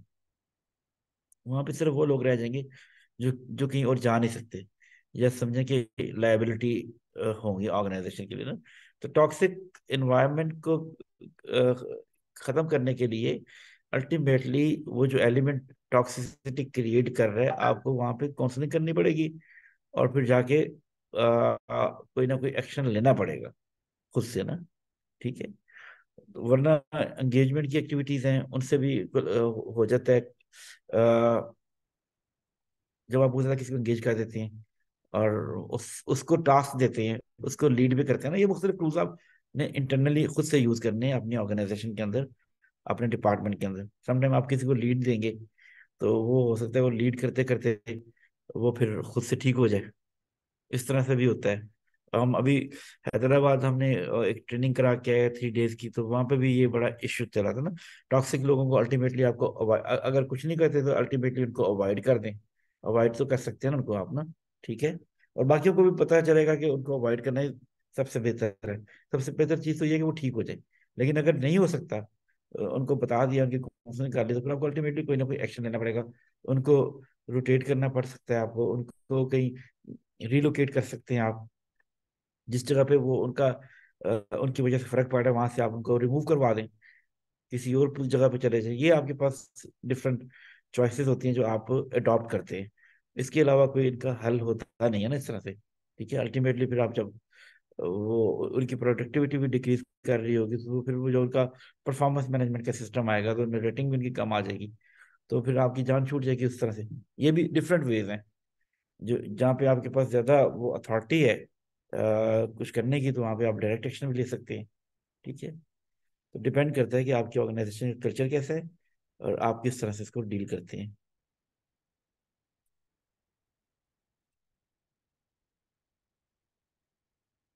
अभी हम देखते हैं जी जो सबसे ज़्यादा इम्पोर्टेंट चीज़ है जो कि ऑर्गेनाइजेशन का कल्चर डेवलप करती है, ऑर्गेनाइजेशन की डेवलपमेंट में जिसका इंपॉर्टेंट रोल है, वो है एम्प्लॉय एंगेजमेंट। हम देखते हैं स्ट्रेटेजीज फॉर एम्प्लॉय एंगेजमेंट। ठीक है जी, इनकरेज क्लियर कम्युनिकेशन। अब एम्प्लॉय एंगेजमेंट में कम्युनिकेशन का होना बहुत अच्छा जरूरी है, बहुत इंपॉर्टेंट है। बहुत सारी ऑर्गेनाइजेशन ऐसी हैं, देखा गया है कि जहाँ पे कम्युनिकेशन होती नहीं ना, ठीक है, चीज़ें छुपाई जाती हैं, ट्रांसपेरेंसी नहीं है, तो वहाँ पे फिर एम्प्लॉय एंगेजमेंट भी नहीं होगी। ठीक है, provide regular feedback and open channel of communication to ensure employees feel heard and valued. जब आप किसी की बात सुनते हैं ना, किसी को की तरफ तवज्जो देते हैं, उसको ये फील होता है कि यार मुझे वैल्यू दी जा रही है। ठीक है, तो ये कम्युनिकेशन भी एक तरह से टूल है एम्प्लॉय एंगेजमेंट को इंक्रीज करने का, लेकिन clear communication, transparent communication, right, और regular feedback for the betterment of your employer. Implement career development program. These are very much important. Offer training and development opportunities to help employees reach their career goals. Organisation के अंदर career development programmes आप लेके आए, उनको implement करें और employees को offer करें। These are also important. जब एम्प्लॉय को पता हो ना कि मेरे पास कोई स्किल आ रही है, मैं कुछ सीख रहा हूँ, तो वो एम्प्लॉय को रिटेन करना और एंगेज करना ज़्यादा इजी है। हमारे पास भी एक अपॉर्चुनिटी थी, तो हमने ऑर्गेनाइजेशन के अंदर सैप को लॉन्च करना था, और अपना जो मैनुअल ईआरपी सिस्टम था उसको ख़त्म करके सैप को लेके जाना था। और लेकिन सैप को लेके आते आते ऑलमोस्ट हमें कोई 1 साल से ज़्यादा लग गया अरसा ना, और कोई उनके साथ मामला तय करते करते, डील करते करते सैप को लेके आने में। तो फिर क्या हुआ कि हमने ये देखा कि कई लोग जिनके पास ऑफर्स भी आई थी डिफरेंट ऑर्गेनाइजेशन से, जो ऑर्गेनाइजेशन छोड़ के जाने को तैयार बैठे हुए थे, वो उस रुक गए उधर ऑर्गेनाइजेशन में, जब उनको पता लगा कि सैप इम्प्लीमेंट होने जा रहा है। तो उनको ये पता था कि वो अगर यहाँ पे रुकेंगे तो सैप सैप के बाद से वाकिफ हो जाएंगे, सैप का उनको एक्सपीरियंस हो जाएगा और लर्निंग भी हो जाएगी, जो कि किसी और ऑर्गेनाइजेशन में उनको मिलेगी नहीं। तो ये भी, इस तरह भी लोग होते हैं जो रिटेन कर जाते हैं जब आप उनके लिए कैरियर डेवलपमेंट प्लान बनाते हैं जिनसे उनकी वर्थ बढ़े। Recognise employees achievement, this is also another important tool. जब आप लोगों को रिकॉग्नाइज करते हैं, शाबाश देते हैं, ठीक है, उनको रिवॉर्ड करते हैं, तब भी लोग रुकते हैं ऑर्गेनाइजेशन को। ये सारे वो एलिमेंट हैं जिसकी वजह से जब ऑर्गेनाइजेशन के सर्वे होते हैं at the end of the year या किसी भी वक्त में, बेस्ट प्लेस टू वर्क वाले जो हमारे सामने अक्सर आते हैं, तो फिर इन सब चीज़ों में उनकी जो परसेंटेज है वो इंक्रीज होती है। और यहाँ पे जो उन्होंने स्कोरिंग की होती है, यही जो इम्पोर्टेंट फैक्टर्स हैं जो उनकी स्कोरिंग को इंक्रीज कर देते हैं, जिसके ऊपर मुख्तलिफ अवार्ड भी मिलते हैं। और फिर उसके बाद best place to work, best place of work, वो ऑर्गेनाइजेशन डिक्लेयर भी हो जाती है। By implementing these strategies, employees can foster a culture of engagement and create an environment where employees feel valued and motivated. This is important कि employ का motivate होना जरूरी है। अब हम वो देखते हैं जी कौन कौन सी टूल्स हम यूज कर सकते हैं, कि जी स्ट्रेटजीज यूज कर सकते हैं कि जिनकी वजह से हम एम्प्लॉय एंगेजमेंट को मेजर कर सकें, राइट। उसमें सबसे ज्यादा इंपॉर्टेंट चीज है सर्वेज हैं। सर्वेज हम देखते रहते हैं और सर्वेज होते भी रहते हैं, और सर्वेज के लिए डिफरेंट थर्ड पार्टी ऑर्गेनाइजेशन जैसे गैलप है, वो उसको हायर भी किया जाता है, बहुत सारी ऑर्गेनाइजेशन हायर करती हैं, right. Employee surveys can be use to measure employee engagement by asking question about job satisfaction, motivation and commitment. इस तरह की सर्वेज हो सकते हैं जिनमें आप इन सब जो कंपोनेंट्स हैं उनको डिस्कस कर सकते हैं, राइट। फीडबैक सेशंस, बहुत सारी ऑर्गेनाइजेशन के अंदर टाउन हॉल मीटिंग्स होती हैं, स्किप लेवल मीटिंग भी होती हैं। स्किप लेवल मीटिंग पता है क्या होती है?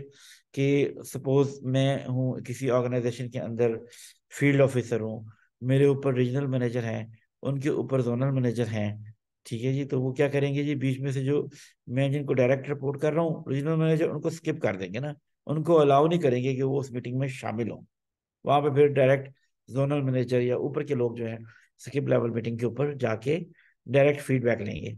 या फिर जो उनके वो होते हैं, टाउन हॉल मीटिंग्स होती हैं, वो जो क्वार्टरली होती है, ये मुख्तलिफ जगहों पे होती है। ये जो सीईओ का एड्रेस होता है, या प्रेसिडेंट का एड्रेस होता है, या चीफ एग्जीक्यूटिव ऑफिसर, किसी का भी जो एड्रेस होता है, एक होता है हर 3 महीने बाद, जब उसने अपनी परफॉर्मेंस प्रेजेंट करनी होती है या लोगों को इत्मीनान में लेना होता है, तब भी फिर वो वहाँ पे फीडबैक सेशन भी करवाए जाते हैं। और इसके अलावा भी फीडबैक सेशन करवाए जाते हैं ऑर्गेनाइजेशन के अंदर किसी भी हवाले से, पीरियोडिकली भी कराए जाते हैं, और फिर पीरियोडिकली के अलावा भी एज पर द नीड भी करवाए जाते हैं, राइट। फिर उसके बाद जनाब थर्ड वन जो चीज़ है, ये वो टूल्स हम यूज़ कर रहे हैं जो देखते हैं कि कैसे कैसे हम एम्प्लॉय एंगेजमेंट की को as a strategy successfully use कर सकते हैं, right. Performance metrics analyzing performance metrics such as attendance, productivity and quality of work can provide an indication of employee engagement। ठीक है जी, परफॉर्मेंस इंक्रीज करके, अटेंडेंस इंक्रीज करके, absenteeism कम हो गया, ठीक है जी, प्रोडक्टिविटी इंक्रीज कर गई, प्रोडक्शन जो आपका टारगेट था वो अचीव कर रहे हैं, ठीक है, वेस्टेज कम हो गई, कॉस्ट कम हो गई, ठीक है, ये सारी चीजें ना। तो फिर उससे लगता है कि वाकई ये सारी चीजें अल्टीमेटली परफॉर्मेंस कैसे इंक्रीज कर गई। परफॉर्मेंस किसी फैक्टर की वजह से इंक्रीज करेगी ना, परफॉर्मेंस तो एम्प्लॉय एंगेजमेंट की वजह से इंक्रीज करती है, एम्प्लॉय की सेटिस्फेक्शन की वजह से इंक्रीज करती है। तो वो भी एक इंडिकेशन है कि यार पिछले साल तो इन्होंने, यानी कि इसी महीने में सेम पीरियड लास्ट ईयर जो बात करते थे, तो इन्होंने फलानी चीज के क्या कहते हैं 1 मिलियन यूनिट्स बनाए या 1000 यूनिट बनाए, सेम पीरियड लास्ट ईयर में कंपेयर जब इस साल से करते हैं, तो उसी पीरियड ऑफ टाइम में उन्हीं कंडीशन में इन्होंने 1500 जो यूनिट्स बनाए या 1.5 मिलियन यूनिट्स बनाए, तो इतना इंक्रीज 50% ग्रोथ कैसे आ गई, ठीक है। जब उसको असेस किया जाएगा, एवेलुएट किया जाएगा, इंक्रीज किया जाएगा, वो देखा जाएगा, तो पता लगेगा भाई ये एम्प्लॉय एंगेजमेंट के ऊपर डायरेक्टली एफर्ट की जा रही है, एग्जर्ट की जा रही है एफर्ट, जिसका अल्टीमेटली आउटकम जो आया है परफॉर्मेंस मैट्रिक्स में आ गया है, ठीक है जी। तो ऐसे तो नहीं होगा ना कि परफॉर्मेंस मैट्रिक इंक्रीज कर जाए कि आपने कुछ किया भी ना हो, ठीक है जी। Measuring employee engagement is essential for understanding the overall health of a workplace, right? By utilizing surveys, feedback sessions, and performance metrics, employee can gain valuable insight into their employees' engagement level, right? ये सर्वे करते हैं ना, वहां से आपको ऐसा feedback मिलता है जिससे आपको ये नेक्स्ट जो है पॉइंट ऑफ एक्शन है उसको डिसाइड कर लें, या कोई नेक्स्ट आपने डिसीजन करना है या कोई एक्शन लेना है उसके ऊपर बात कर लें, राइट। तो ये आपको बहुत हेल्पफुल होते हैं जितनी भी चीज़ें हमने डिस्कस की हैं, राइट। ये जो है कि सर्वेज हैं, फीडबैक्स हैं और परफॉर्मेंस मैट्रिक्स हैं जो आपके ऑर्गेनाइजेशन को सपोर्ट करते हैं और आपके ऑर्गेनाइजेशन के अंदर एम्प्लॉय एंगेजमेंट लेवल को भी डिटरमिन करती हैं ये चीज़ें ना। अब जी आते हैं कॉर्पोरेट सोशल रिस्पॉन्सिबिलिटी। ऑर्गेनाइजेशन के लिए इसका क्या मतलब है? That is, corporate social responsibility is an important concept for businesses to consider. It involves a company's commitment to operate ethically and contribute to society in a positive way। कि जी corporate social responsibility तभी आएगी ना जब आपने अपना connection increase करना होगा, contribute करना होगा सोसाइटी की डेवलपमेंट में, ग्रोथ में, ठीक है। और इससे क्या होगा कि आपकी ऑर्गेनाइजेशन के ऊपर लोगों का ट्रस्ट इंक्रीज कर जाएगा, लोगों का ट्रस्ट बढ़ जाएगा। वो सोचेंगे कि ये लोग खुदगर्ज नहीं है, ये लोग कम्युनिटी को भी सर्व कर रहे हैं, ये हमारी बेटरमेंट के लिए भी काम कर रहे हैं ना। तो ये भी एक बेटर अंडरस्टैंडिंग है, इसको समझने की जरूरत है, राइट। अब देखते हैं कॉर्पोरेट सोशल जो रिस्पॉन्सिबिलिटी है, CSR, उसका फायदा क्या है ऑर्गेनाइजेशन को, ठीक है जी। जो बात हमने पहले भी कर ली वो इस यहाँ पे हम ऑलमोस्ट बात करेंगे कि सबसे बड़ी चीज जो फायदेमंद है वो है positive brand image.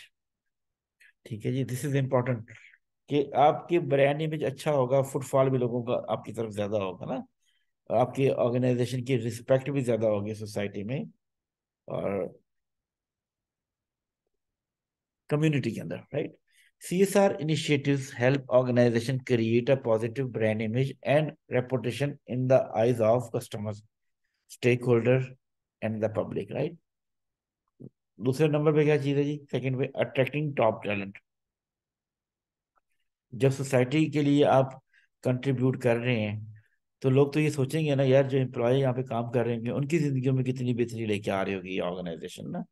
Organization that demonstrate a commitment to CSR can attract top talent who are looking for employees with strong values। जब आपकी ऑर्गेनाइजेशन की इतनी स्ट्रांग वैल्यूज हैं कि आप कम्युनिटी को सर्व कर रहे हैं, तो आपकी वैल्यूज तो आपके एम्प्लॉयज के हवाले से और ज्यादा बेहतर होंगी। तो आप टॉप टैलेंट को भी अट्रैक्ट करते हैं just with the help of CSR, यानी कॉर्पोरेट सोशल रिस्पॉन्सिबिलिटी के जो इनिशिएटिव्स हैं उनके लिए। Customer loyalty, CSR initiative can help organization build customer loyalty by demonstrating a commitment to social responsibility। लोगों की लॉयल्टी, जो आपके कस्टमर्स हैं उसकी लॉयल्टी भी आपके साथ इंक्रीज हो जाएगी, कि वो सोचेंगे यार ये कितनी रिस्पॉन्सिबल ऑर्गेनाइजेशन है जिसके साथ मैं अटैच हूँ, जिसका मैं कस्टमर हूँ, ठीक है, जिसका मैं क्लाइंट हूँ। वो प्राइड फील करेंगे और करते भी हैं। आजकल के दौर में भी देखे ना कि जिस ऑर्गेनाइजेशन की ब्रांडिंग अच्छी हो जाए, लोग उसी से अब जाके अपनी नीड्स को सेटिस्फाई करवाते हैं। कम्युनिटी डेवलपमेंट अल्टीमेटली सबसे इंपॉर्टेंट है। CSR initiative can help organisation contribute to the development of their local communities. ठीक है जी, बड़ा इंपॉर्टेंट रोल है, बड़ा बजट होता है इसमें यूज करने के लिए। जब आप लोकल कम्युनिटी के अंदर काम कर रहे होते हैं, लोकल कम्युनिटी को डेवलप करने के ऊपर फोकस रख रहे होते हैं, कोशिश कर रहे होते हैं, तो अल्टीमेटली उस ऑर्गेनाइजेशन का और उस इलाके के लोगों का एक दूसरे के साथ रिलेशनशिप बढ़ जाता है, और वो उसका अल्टीमेटली फायदा सोसाइटी को भी होता है और आपके अपने एम्प्लॉयज को भी होता है।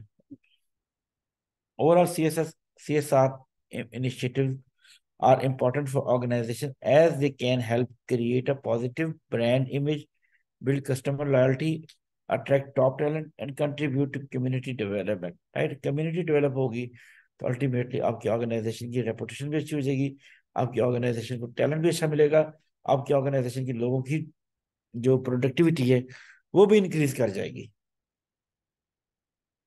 कितने ज्यादा फायदे हैं जो हमने चीजें देखी है उस हवाले से जो हम देखते हैं, राइट। ये CSR एक्टिविटीज जो हमने इनिशिएटिव्स बताए हैं, जो बात की है, उनके डिफरेंट पर्सपेक्टिव हैं ये ना।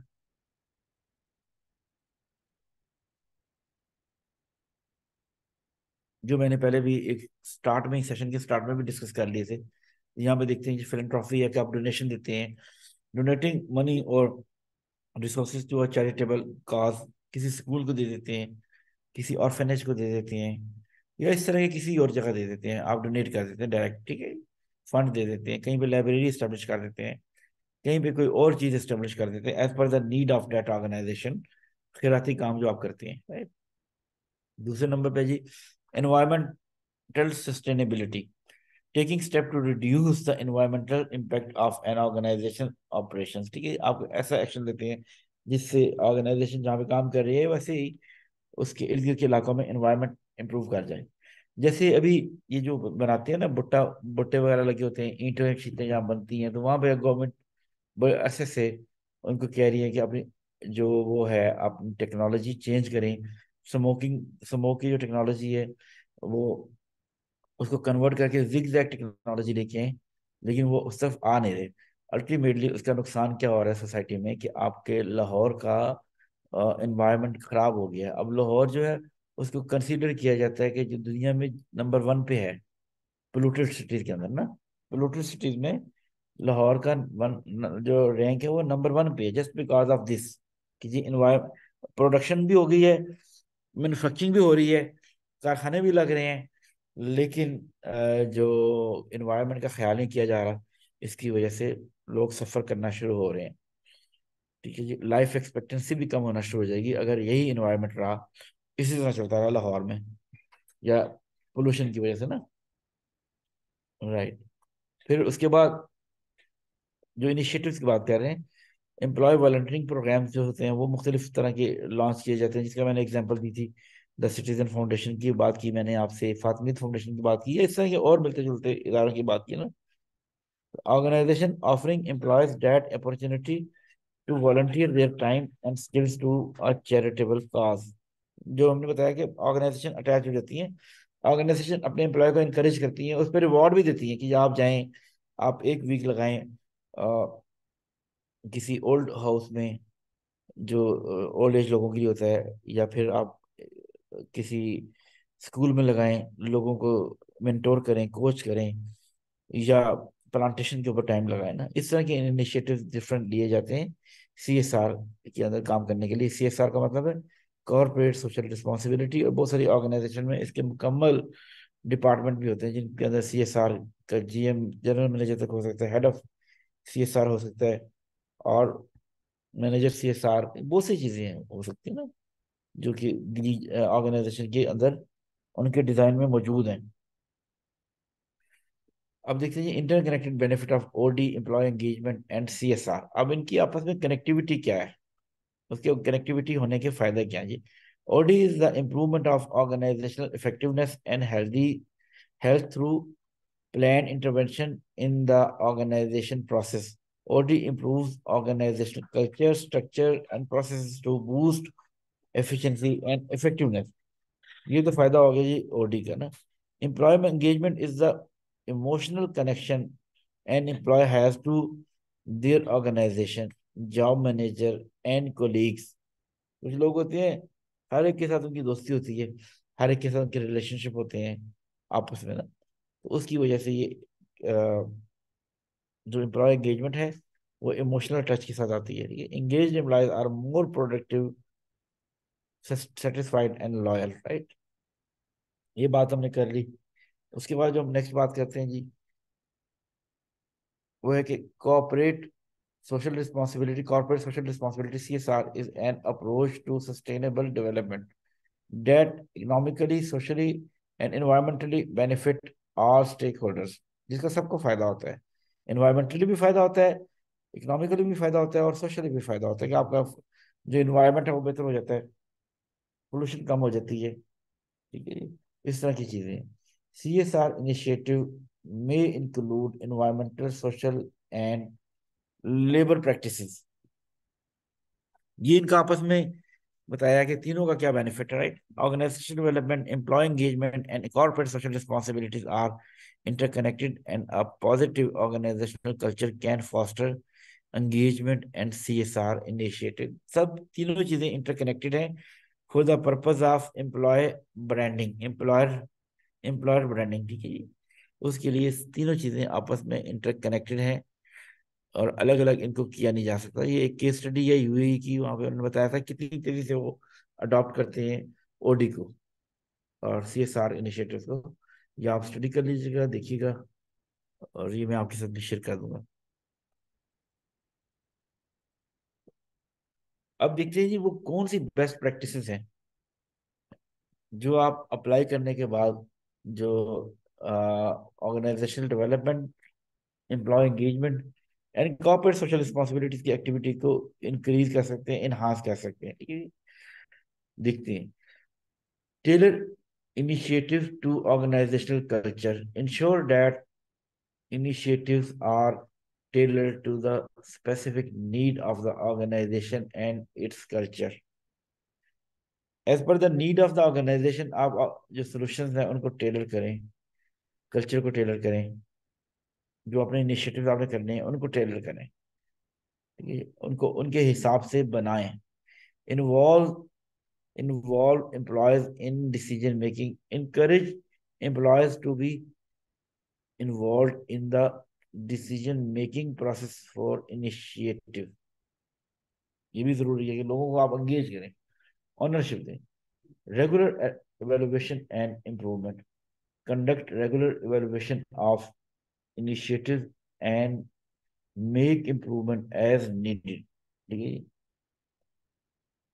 रेगुलरली जो भी टास्क आपने सेट किए हैं किसी गोल को अचीव करने के लिए उनको इवेलुएट करते चले जाए, ठीक है।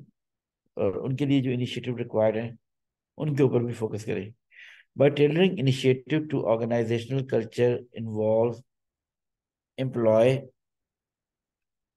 involving employees in decision making and conducting regular evaluation and improvement. Organization can ensure that their OD, employee engagement, and CSR programs are effective. तो ये बेसिकली हमने देखा कि हमने किस तरह से इनको टेलर मेड बना सकते हैं और इन इनिशिएटिव्स को किस तरह से इम्प्रूव कर सकते हैं, किस तरह से लोग एंगेज हो सकते हैं, किस तरह से लोगों की डिसीजन मेकिंग बेहतर हो सकती है। और इन सब चीजों के साथ ये तीनों फैक्टर्स जो हैं, organisational development, employee engagement and CSR programme, इनका फायदा क्या क्या है ना। राइट। यहाँ तक मैं अभी तक जो पहुंचा हूँ यहाँ पे, तो मैं चाहूंगा कि आप लोग अपने पर्सपेक्टिव भी शेयर करें जो आप अभी तक अंडरस्टैंड कर चुकी हैं इन तीनों चीजों से, इनके रिलेशनशिप से, इंटरकनेक्टिविटी से, और इनके बेनिफिट के पर्सपेक्टिव से। Right, please.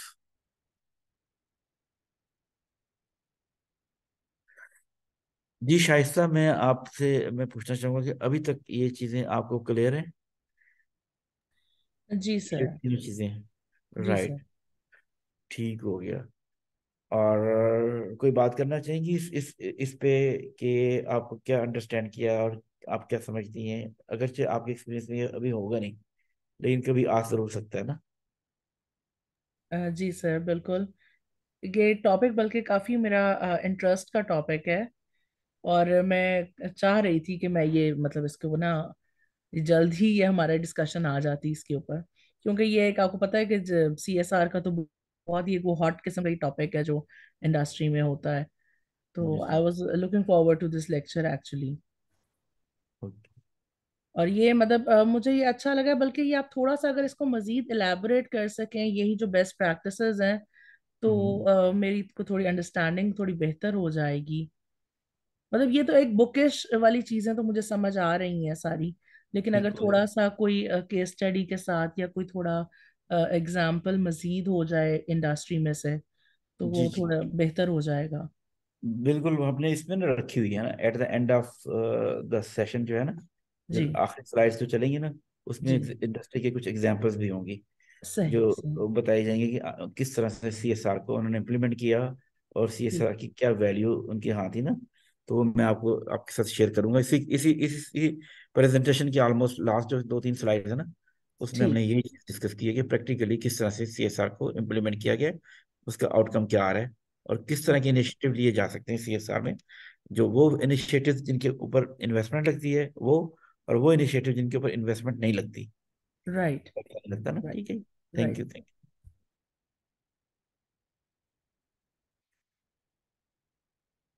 जी। अच्छा जी। अब देखते हैं जी, अब ये सारी चीजें तो हो गई है ना, हमने बड़ी अच्छी अच्छी बातें भी कर ली, ये हो भी जाता है कि जी लेकिन इन सब अच्छी चीजों के साथ कुछ चीजें और भी होती हैं जो हर्डल्स होती हैं, जो चैलेंजेस होते हैं ना।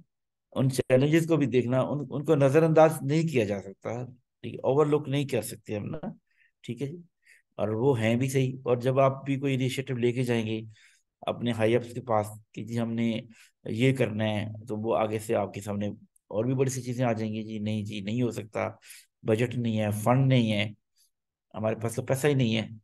ये तो जो CSR के लिए जो हमें पैसा एलोकेट किया हुआ है, जो बजट एलोकेट किया हुआ है, वो इतना ज्यादा नहीं है जितना आप बड़ा प्लान बना के आ गए हो, ठीक है। तो ये अब हम वो चैलेंजेस को देखेंगे ना, ठीक है जी।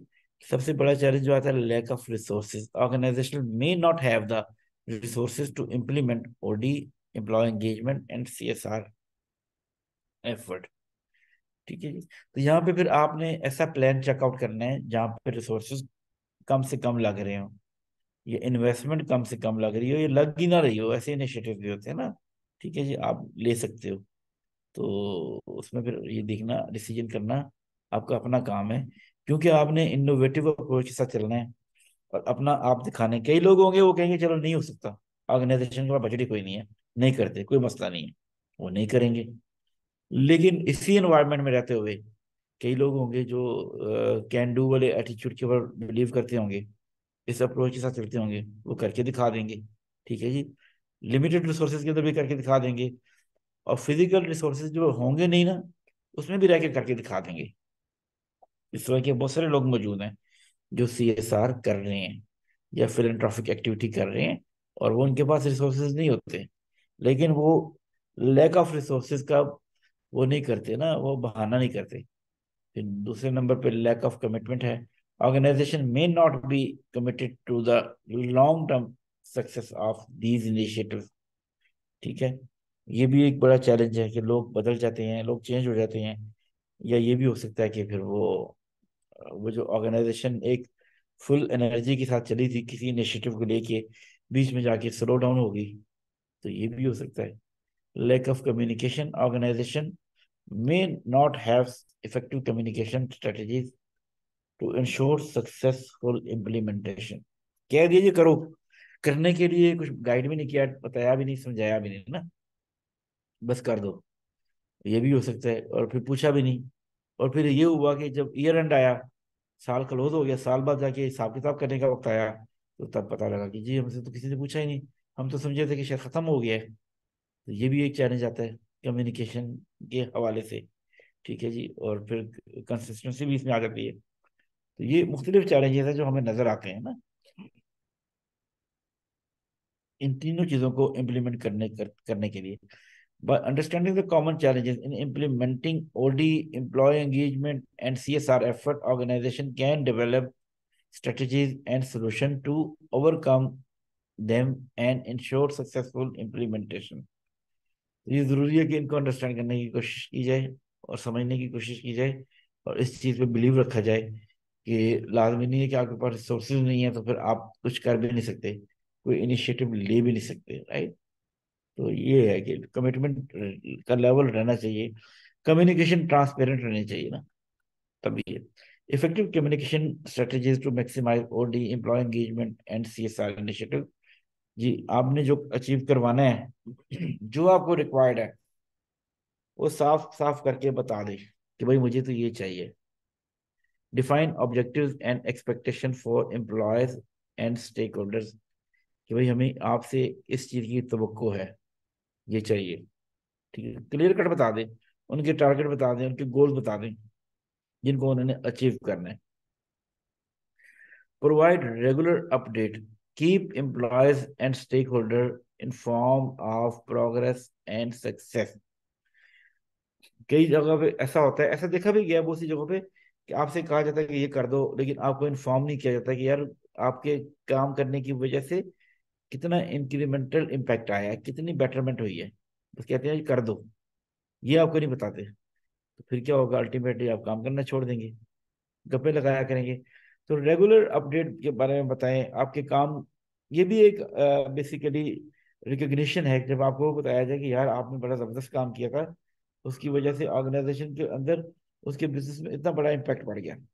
ये भी इम्पोर्टेंट है, रेगुलर फीडबैक दें, ठीक है, रेगुलर अपडेट दें, encourage feedback, solicit input from employees and stakeholder to ensure success, right. जितने भी स्टेक होल्डर्स हैं, जितने भी लोग हैं, उनको प्रॉपर फीडबैक दें, आप रेगुलर फीडबैक दें अपनी प्रोग्रेस के हवाले से, अपनी ग्रोथ के हवाले से, अल्टीमेटली उनकी एंगेजमेंट बढ़ेगी। ये ज्यादा इंपॉर्टेंट है। Effective communication is essential for driving organizational development, employee engagement and corporate social responsibility initiative. तो सबसे ज्यादा इंपॉर्टेंट चीज क्या है, communication. Without communication you can't achieve anything else.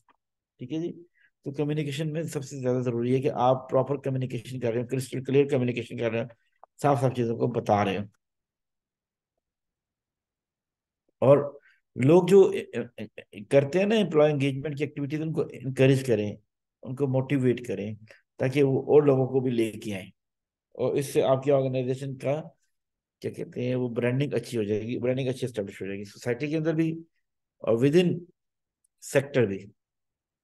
Team building exercises ये बहुत ज्यादा होती हैं। Organize activities that encourage collaboration and communication among employees. ठीक है जी, ऐसी एक्टिविटीज, ऐसी एक्सरसाइज बनाएं, डिजाइन करें एंगेजमेंट एक्टिविटीज हैं, टीम बिल्डिंग एक्टिविटीज हैं, वो डिजाइन करके वो, और वो फिर आप एग्जीक्यूट करें। वेलनेस प्रोग्राम बनाएं, provide resources and incentives to promote physical and mental health. Gym की मेंबरशिप दे दें, या जिम का सारा सामान है वो मंगवा लें। Mentoring opportunities, create a program that pair experienced employees with new hires. ये एक तरह का मेंटोरिंग प्रोग्राम भी आप क्रिएट कर सकते हैं अपनी ऑर्गेनाइजेशन के अंदर, कि जो जूनियर है वो सीनियर के साथ बैठ के और लर्न करे, सीखे, और अपने जो एक्सपीरियंस है उसको इनरिच करें। Employee engagement activities and initiatives are essential for creating a positive work environment and fostering a sense of community among employees। तो ये बेसिकली सब चीजें हैं कि जो इनकरेज करती हैं आपको कि आपने किस तरह से एम्प्लॉय एंगेजमेंट एक्टिविटीज को इंक्रीज करना है, राइट। टीम बिल्डिंग एक्सरसाइज, ठीक है जी, जिसमें वो होती है मुख्तलिफ तरह की एक्टिविटीज कराई जाती हैं, एम्प्लॉय एंगेजमेंट एक्टिविटीज कराई जा सकती हैं, एक्सरसाइज कराई जा सकती हैं। कोई बार बार उसके लिए आपको प्रॉप्स भी नहीं लेने पड़ेंगे, सामान भी नहीं लेना पड़ेगा, ठीक है। वेलनेस प्रोग्राम किए जा सकते हैं, जिम क्रिएट किया जा सकता है, वॉचर दिए जा सकते हैं, मतलब मेडिकल चेकअप के या लैब चेकअप के वॉचर दिए जा सकते हैं। ये भी आप इनिशिएटिव ले सकते हैं, ठीक है। लोगों को सिखाने के लिए आप साथ रख सकते हैं, उठा सकते हैं, उनको समझा सकते हैं, उनको ट्रेन कर सकते हैं as a mentor. These are are tools. Measuring employee engagement with tools and service, जो हम बात कर रहे हैं जी, एम्प्लॉय नेट प्रोमोटर सेक्टर, जो ENPS कहते हैं, is a survey that measures employee loyalty and engagement. ये डिफरेंट सर्वेज हैं, गैलप की बात की थी, गैलप का भी सर्वे होता है। एंगेजमेंट सर्वेज आप इंटरनली भी करा सकते हैं, ठीक। ये मुख्तलिफ तरह के टूल्स हैं जो आप यूज कर सकती हैं। गैलप को एंगेज कर सकती हैं, या और भी किसी थर्ड पार्टी को एंगेज कर सकती हैं, किसी कंसल्टेंट को हायर कर सकते हैं, ताकि आपकी ऑर्गेनाइजेशन के अंदर जो एम्प्लॉय एंगेजमेंट है उसका जो लेवल है वो किस लेवल पे पहुंचा हुआ है, ताकि अगर आपको इंक्रीज करने की जरूरत पड़े तो उसके लिए फिर आप इनिशिएटिव ले सकें, राइट। तो ये जो हमने इसमें डिस्कस किया था वो यही डिस्कस किया था, ये क्या चीज जी। जब हम बात करते हैं एम्प्लॉय की कॉन्टिन्यूस इंप्रूवमेंट की बात करते हैं, तो उसके अंदर जब हम देखेंगे तो हमें देखते हैं कि क्या होता है कि embracing continuous improvement for organizational development, employee engagement and corporate social responsibility, these are the continuous process. ये नहीं है कि वन टाइम आपने किया और रुक दिया, नहीं, अल्टीमेटली ये होते चले जाएंगे, ये ऑनगोइंग प्रोसेस है, और पहले से ज्यादा इंप्रूव करते चले जाएंगे, right. Continuous improvement is essential for organizations to stay competitive and successful. आप अगर मूव नहीं करेंगे ना, इंप्रूव नहीं करेंगे, कंटिन्यूस लर्निंग नहीं करेंगे, तो कोई और करके आपसे आगे निकल जाएगा। आप अपनी जगह पे खड़े हो, आप मूव बैक भी नहीं किया, लेकिन आप से कई लोग आगे निकल के चले गए ना, ठीक है। It is important to evaluate, provide feedback and adapt to ensure that organizational development, employee engagement and corporate social responsibility effort are effective। ये सिर्फ ये नहीं है कि एफर्ट आप करते चले जा रहे हैं, आप उसको गेज ही नहीं करते, एंगेज ही नहीं करते लोगों को, और ये मेजर ही नहीं करते, तो अटके भाई हमारे इस इन चीजों का फायदा क्या हो रहा है, ठीक है। तो ये इस स्लाइड में ये दिखाया गया, आप इसको गौर से देखिएगा और फिर स्टडी कीजिएगा।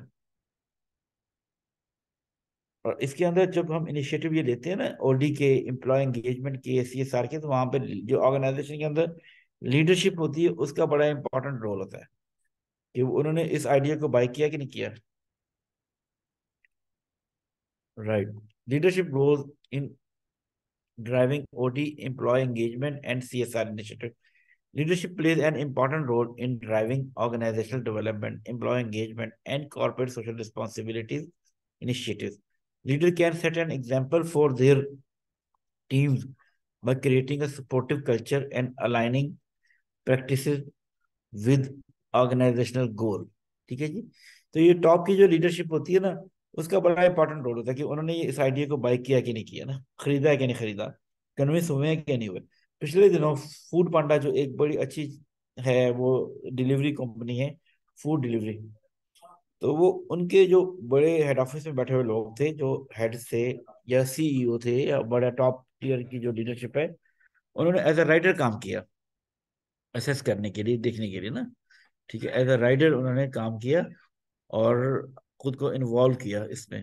तो दिस इज इम्पोर्टेंट कि आप इसको अंडरस्टैंड करें कि लीडरशिप, वो लीडर थे, इसका मतलब है कि उन लीडर्स ने जो ऑर्गेनाइजेशन के अंदर डिसीजन मेक करें, उन्होंने इन चीज़ों को एक्सेप्ट कर लिया, इन चीज़ों को बाय कर लिया, तभी उन्होंने इन्वेस्टमेंट करके, एफर्ट लगा के और ऑर्गेनाइजेशन के कल्चर को चेंज करने की कोशिश की, ठीक है, ओडी के अंदर एम्प्लॉय एंगेजमेंट के हवाले से और कॉर्पोरेट सोशल रिस्पॉन्सिबिलिटी के पर्सपेक्टिव से। तो ये इसमें ये देखा गया है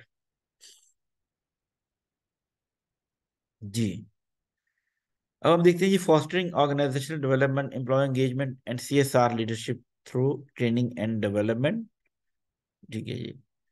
अब हम देखते हैं कि ट्रेनिंग एंड डेवलपमेंट की मदद से हम एक ऐसा एनवायरनमेंट क्रिएट कर सकते हैं, क्योंकि सबसे अल्टीमेटली ट्रेनिंग एंड डेवलपमेंट या लर्निंग एंड डेवलपमेंट का जो एनवायरनमेंट है ना ऑर्गेनाइजेशन के अंदर, किसी भी ऑर्गेनाइजेशन के अंदर, एचआर के अंदर या किसी भी और यानी कि वर्किंग एरिया के अंदर, वो बड़ा इंपॉर्टेंट है। कोई भी चीज़ आपने इम्प्लीमेंट करनी है तो आपको हेल्प लेनी पड़ेगी ट्रेनिंग एंड डेवलपमेंट के लोगों की, या लर्निंग एंड डेवलपमेंट की डिपार्टमेंट की, या इसके प्रोफेशनल की, ताकि वो लोग उसमें उन चीज़ों को इम्प्लीमेंट कर लें, ठीक है। अब हम देखते हैं कि highlights the significant of training and development in fostering OD. ये जरूरी है कि हम जो ट्रेनिंग एंड डेवलपमेंट की सिग्निफिकेंस है, ऐसा एनवायरनमेंट जो क्रिएट हो रहा है ओडी के हवाले से, वहां पे उनको बताएं। Training and development program can help organization foster organizational development by providing employees with the skills and knowledge they need to succeed, right? ये बताएगी training and development. highlights the significance of training and development in fostering employee engagement, ठीक है जी।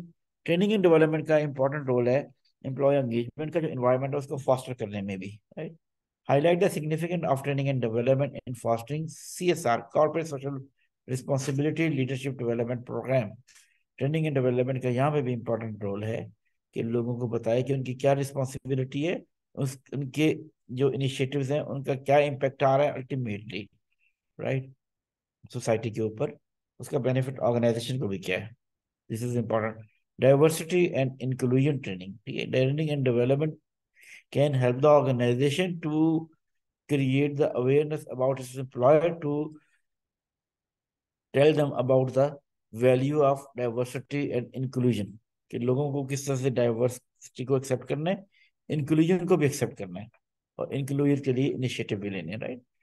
Sustainability workshops, ठीक है, organisation की sustainability है या culture है, उसके हवाले से भी ट्रेनिंग एंड डेवलपमेंट का ये इनिशिएटिव है, ये रिस्पॉन्सिबिलिटी है कि वो लोगों को बताए और ऐसा सस्टेनेबल एनवायरनमेंट क्रिएट करे, लर्निंग एनवायरनमेंट क्रिएट करे with the help of skill and knowledge they need to create a sustainable future, ठीक है जी।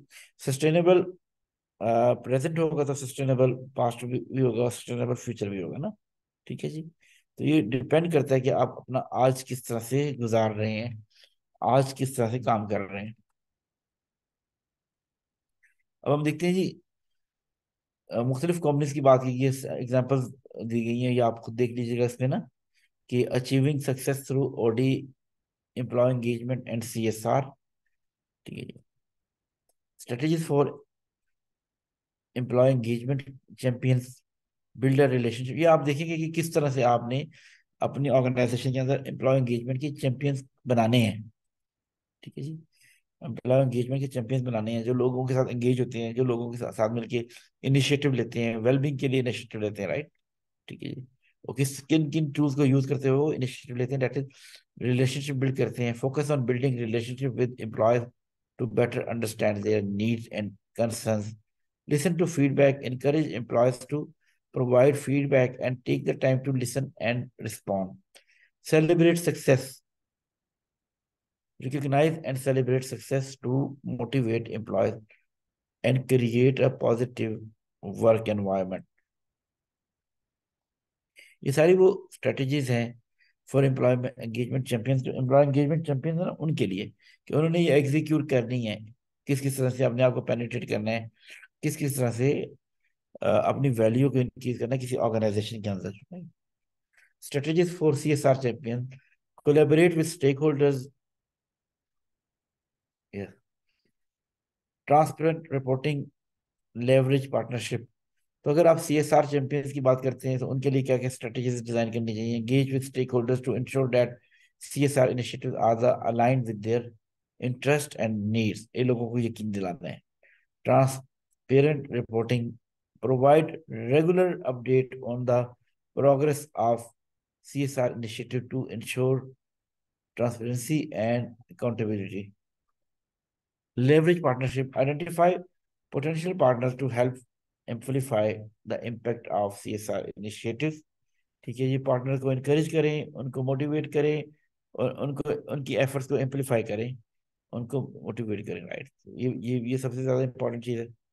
By following these tips, CSR champions can ensure that their initiatives are successful and have a lasting impact.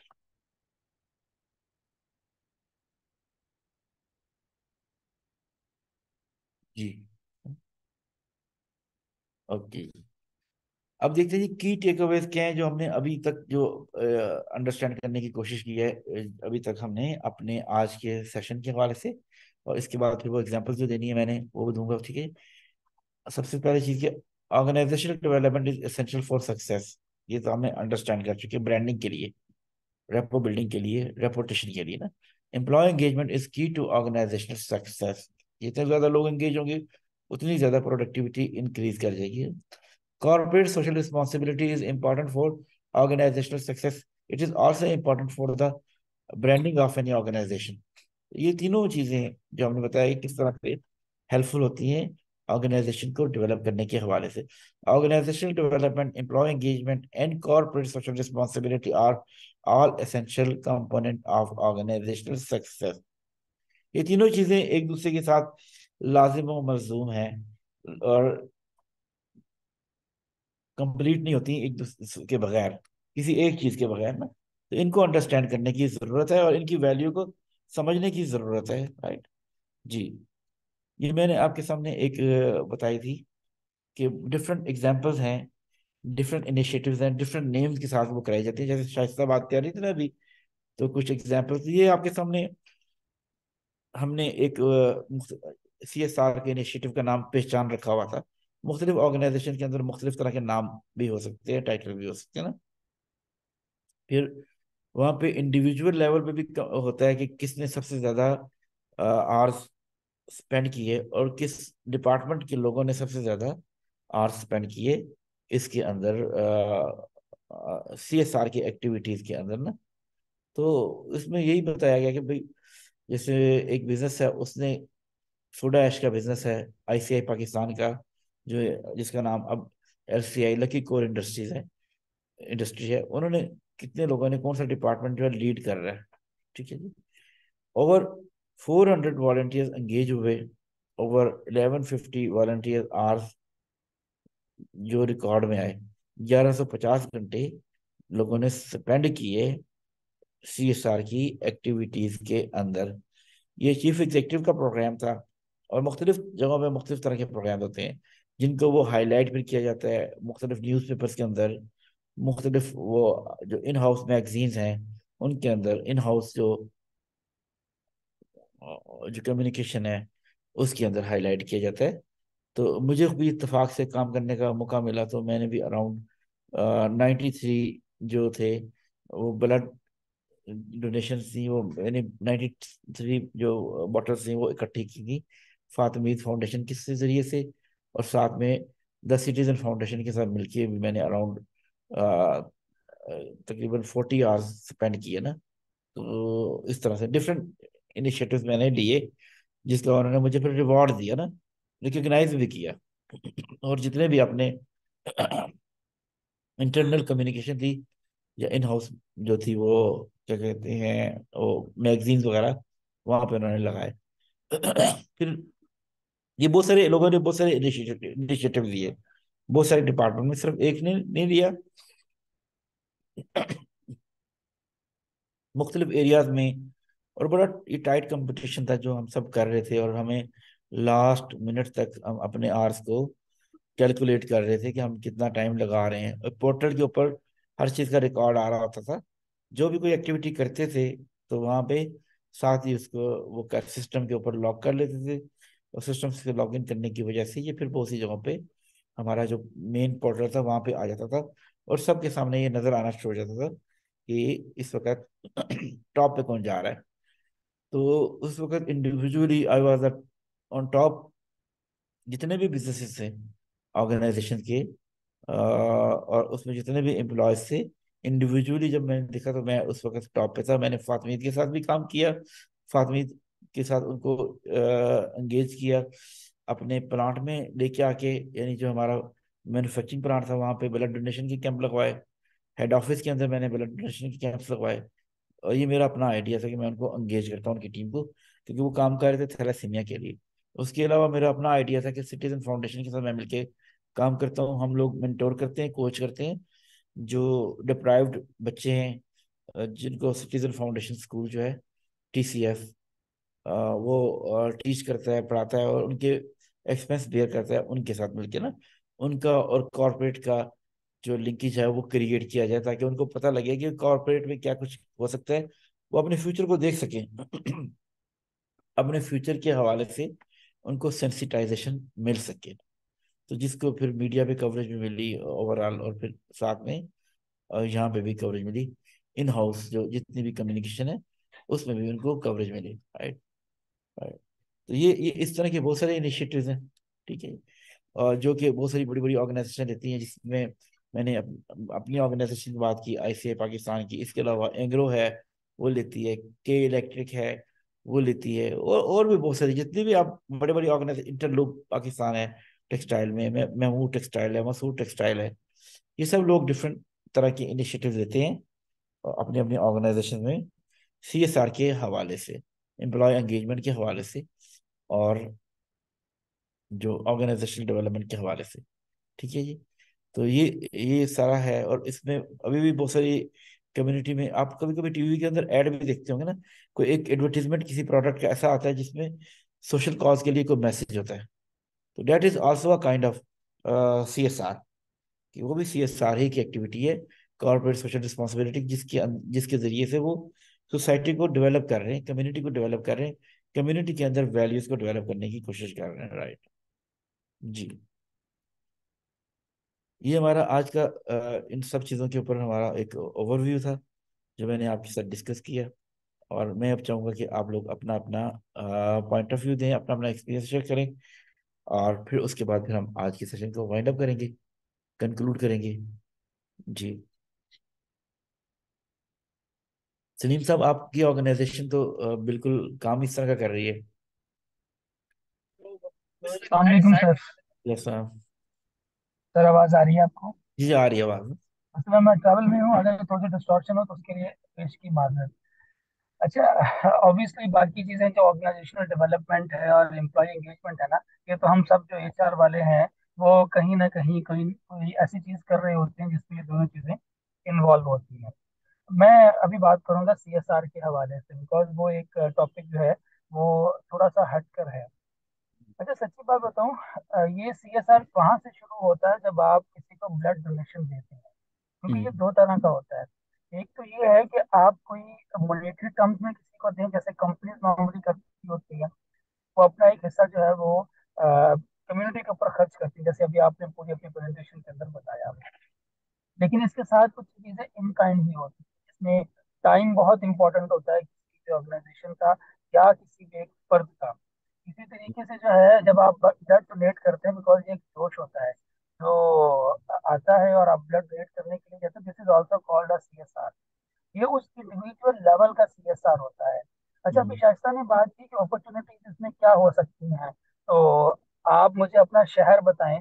Shaista का तो मुझे पता है गुजरांवाला की है। आप मुझे अपना शहर बताएं, मैं आपको बताता हूँ कि आपको अपॉर्चुनिटीज क्या मिल सकती हैं। लेकिन कुछ चीजें मैं आपको अभी यहाँ पे एक्सप्लेन कर देता हूँ। फॉर एग्जांपल, शाइस्ता गुजरांवाला में रहती है। गुजरांवाला का बिल्कुल मेन GT रोड के ऊपर हमारा जो है ना ऑर्फनेज है, जिसको हम आगोश होम्स के नाम से जानते हैं। वहाँ 110 बच्चे रहते हैं। वहाँ विजिट करें, उन बच्चों से मिलें। ये वो बच्चे होते हैं जिनकी अक्सर की जो है ना वो माओं की भी डेथ हो गई होती है। तो बीइंग अ फीमेल आप वहाँ जाएं, आप उन बच्चों के साथ कुछ वक्त गुजारें, उनकी, क्योंकि ये जो होता है ना छोटे बच्चे, बिकॉज वहाँ पर आपको मिलेंगे नॉर्मली 6 ईयर्स के, 7 ईयर्स के, 8 ईयर्स के, 10 ईयर्स के। इन बच्चों को एक ममता की जरूरत होती है। आप बीइंग फीमेल आप जरूर जाएं, इनसे मिलें, कुछ ना करें, बस अपना टाइम वहां गुजारें। हाँ, आप साहिब हैसियत हैं तो आप जाते हुए जो आपसे हो सकता है आप बच्चों के लिए चॉकलेट्स, कैंडीज, इस तरह के छोटे मोटे गिफ्ट्स वगैरह जो है वो ले जाएं। बट ये कंपल्सरी नहीं है, बट आपका टाइम जो है वो बहुत इंपॉर्टेंट है।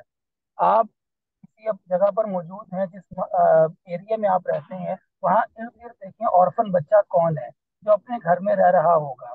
आप उस बच्चे को पढ़ाना शुरू कर दें। आप उसकी स्कूल को जो ट्यूशन होती है ना, आप वो ट्यूशन अपने घर में उस बच्चे को बुलाकर जहाँ पढ़ाना शुरू कर दें। ये आपकी तरफ से सीएसआर होगा, इंडिविजुअल लेवल पे। आप अपने कम्युनिटी में देखते हैं कि वहाँ कोई स्कूल है, और स्कूल जो है वो नॉर्मली मैक्सिमम जो होता है 2 बजे बंद हो जाता है। तो आप 2 बजे के बाद स्कूल से बात करके कुछ सेटिंग करके, या किसी भी तरीके से आप जो है ना कोई ऐसा सेंटर बना लीजिए जिसमें आप ये जो बच्चे होते हैं वर्कशॉप्स में काम करने वाले, गदागरी करने वाले, और मुख्तलिफ इस तरह के जो है बच्चों को आप इकट्ठा करें, उनको बेसिक लर्निंग सिखा दें। ये आपकी तरफ से सीएसआर होगा। आप ऐसा करें कि आप एक स्पॉन्सरशिप कर दें किसी भी मामले की। जैसे अब अलखदमत की मैं अगर बात करूं, अलखदमत के 2-3 ऐसे प्रोग्राम्स हैं जो बच्चों से रिलेटेड हैं। सबसे पहला तो मैंने जैसे बताया ऑर्फन केयर प्रोग्राम, एक जिसमें बच्चा जो है वो आगोश के अंदर यानी ऑर्फनेज में रहता है। एक वो है जिसमें बच्चा अपनी माँ या अपने किसी रिश्तेदार के पास रहता है, हम उसकी एजुकेशनल एक्सपेंसेस को अलखदमत बेयर करती है। अलखदमत बेयर करने से मुराद कोई ना कोई डोनर ही होगा। अच्छा, तीसरी चीज ये है कि हम जो ये जिसकी मैंने बात की, ये बच्चे छोटे जो वर्कशॉप में काम करते हैं, कूड़ा करकट उठाते हैं, इन बच्चों के लिए हमने अपने जो है चाइल्ड प्रोटेक्शन सेंटर बनाए हुए हैं। इनको हम 2 घंटे के लिए बुलाते हैं और बेसिक लर्निंग जो है वो हम वहाँ करवाते हैं। आप मुझसे पूछिए, मैं आपको शहर बताऊंगा, एरिया बताऊंगा किस जगह पर हमारा वो सेंटर है। 2 घंटे के लिए आप एज टीचर वहाँ चले जाए या चले जाए, जो भी जाना चाहें। तो आप वहां जाकर एज टीचर उन बच्चों को पढ़ाएं अपने कन्वीनियंस के मुताबिक। अच्छा, आप किसी भी जगह पर जो है वो लगवा सकते हैं, कुआं लगवा सकते हैं पानी का, आप हैंडपंप लगवा सकते हैं जो सदका जारिया होगा। ये वो सारी चीजें हैं जो हम इंडिविजुअल लेवल पर, इसमें ऑर्गेनाइजेशन की जरूरत नहीं है, इसमें बहुत बड़ी इन्वेस्टमेंट की जरूरत नहीं है। लेकिन बीइंग इंडिविजुअल हम जो है वो अपना सीएसआर का जो है वो काम कर सकते हैं। हाँ, अगर बड़ी जगहों पर जाना चाहते हैं, बड़ा कुछ करना चाहते हैं, उसके प्रोजेक्ट्स भी अवेलेबल हैं और बहुत से आइडियाज भी अवेलेबल हैं। इंशाल्लाह कोई इंटरेस्टेड हो तो ग्रुप में मैसेज करें, मैं उसके अंदर उनको गाइड भी करूँगा इसके हवाले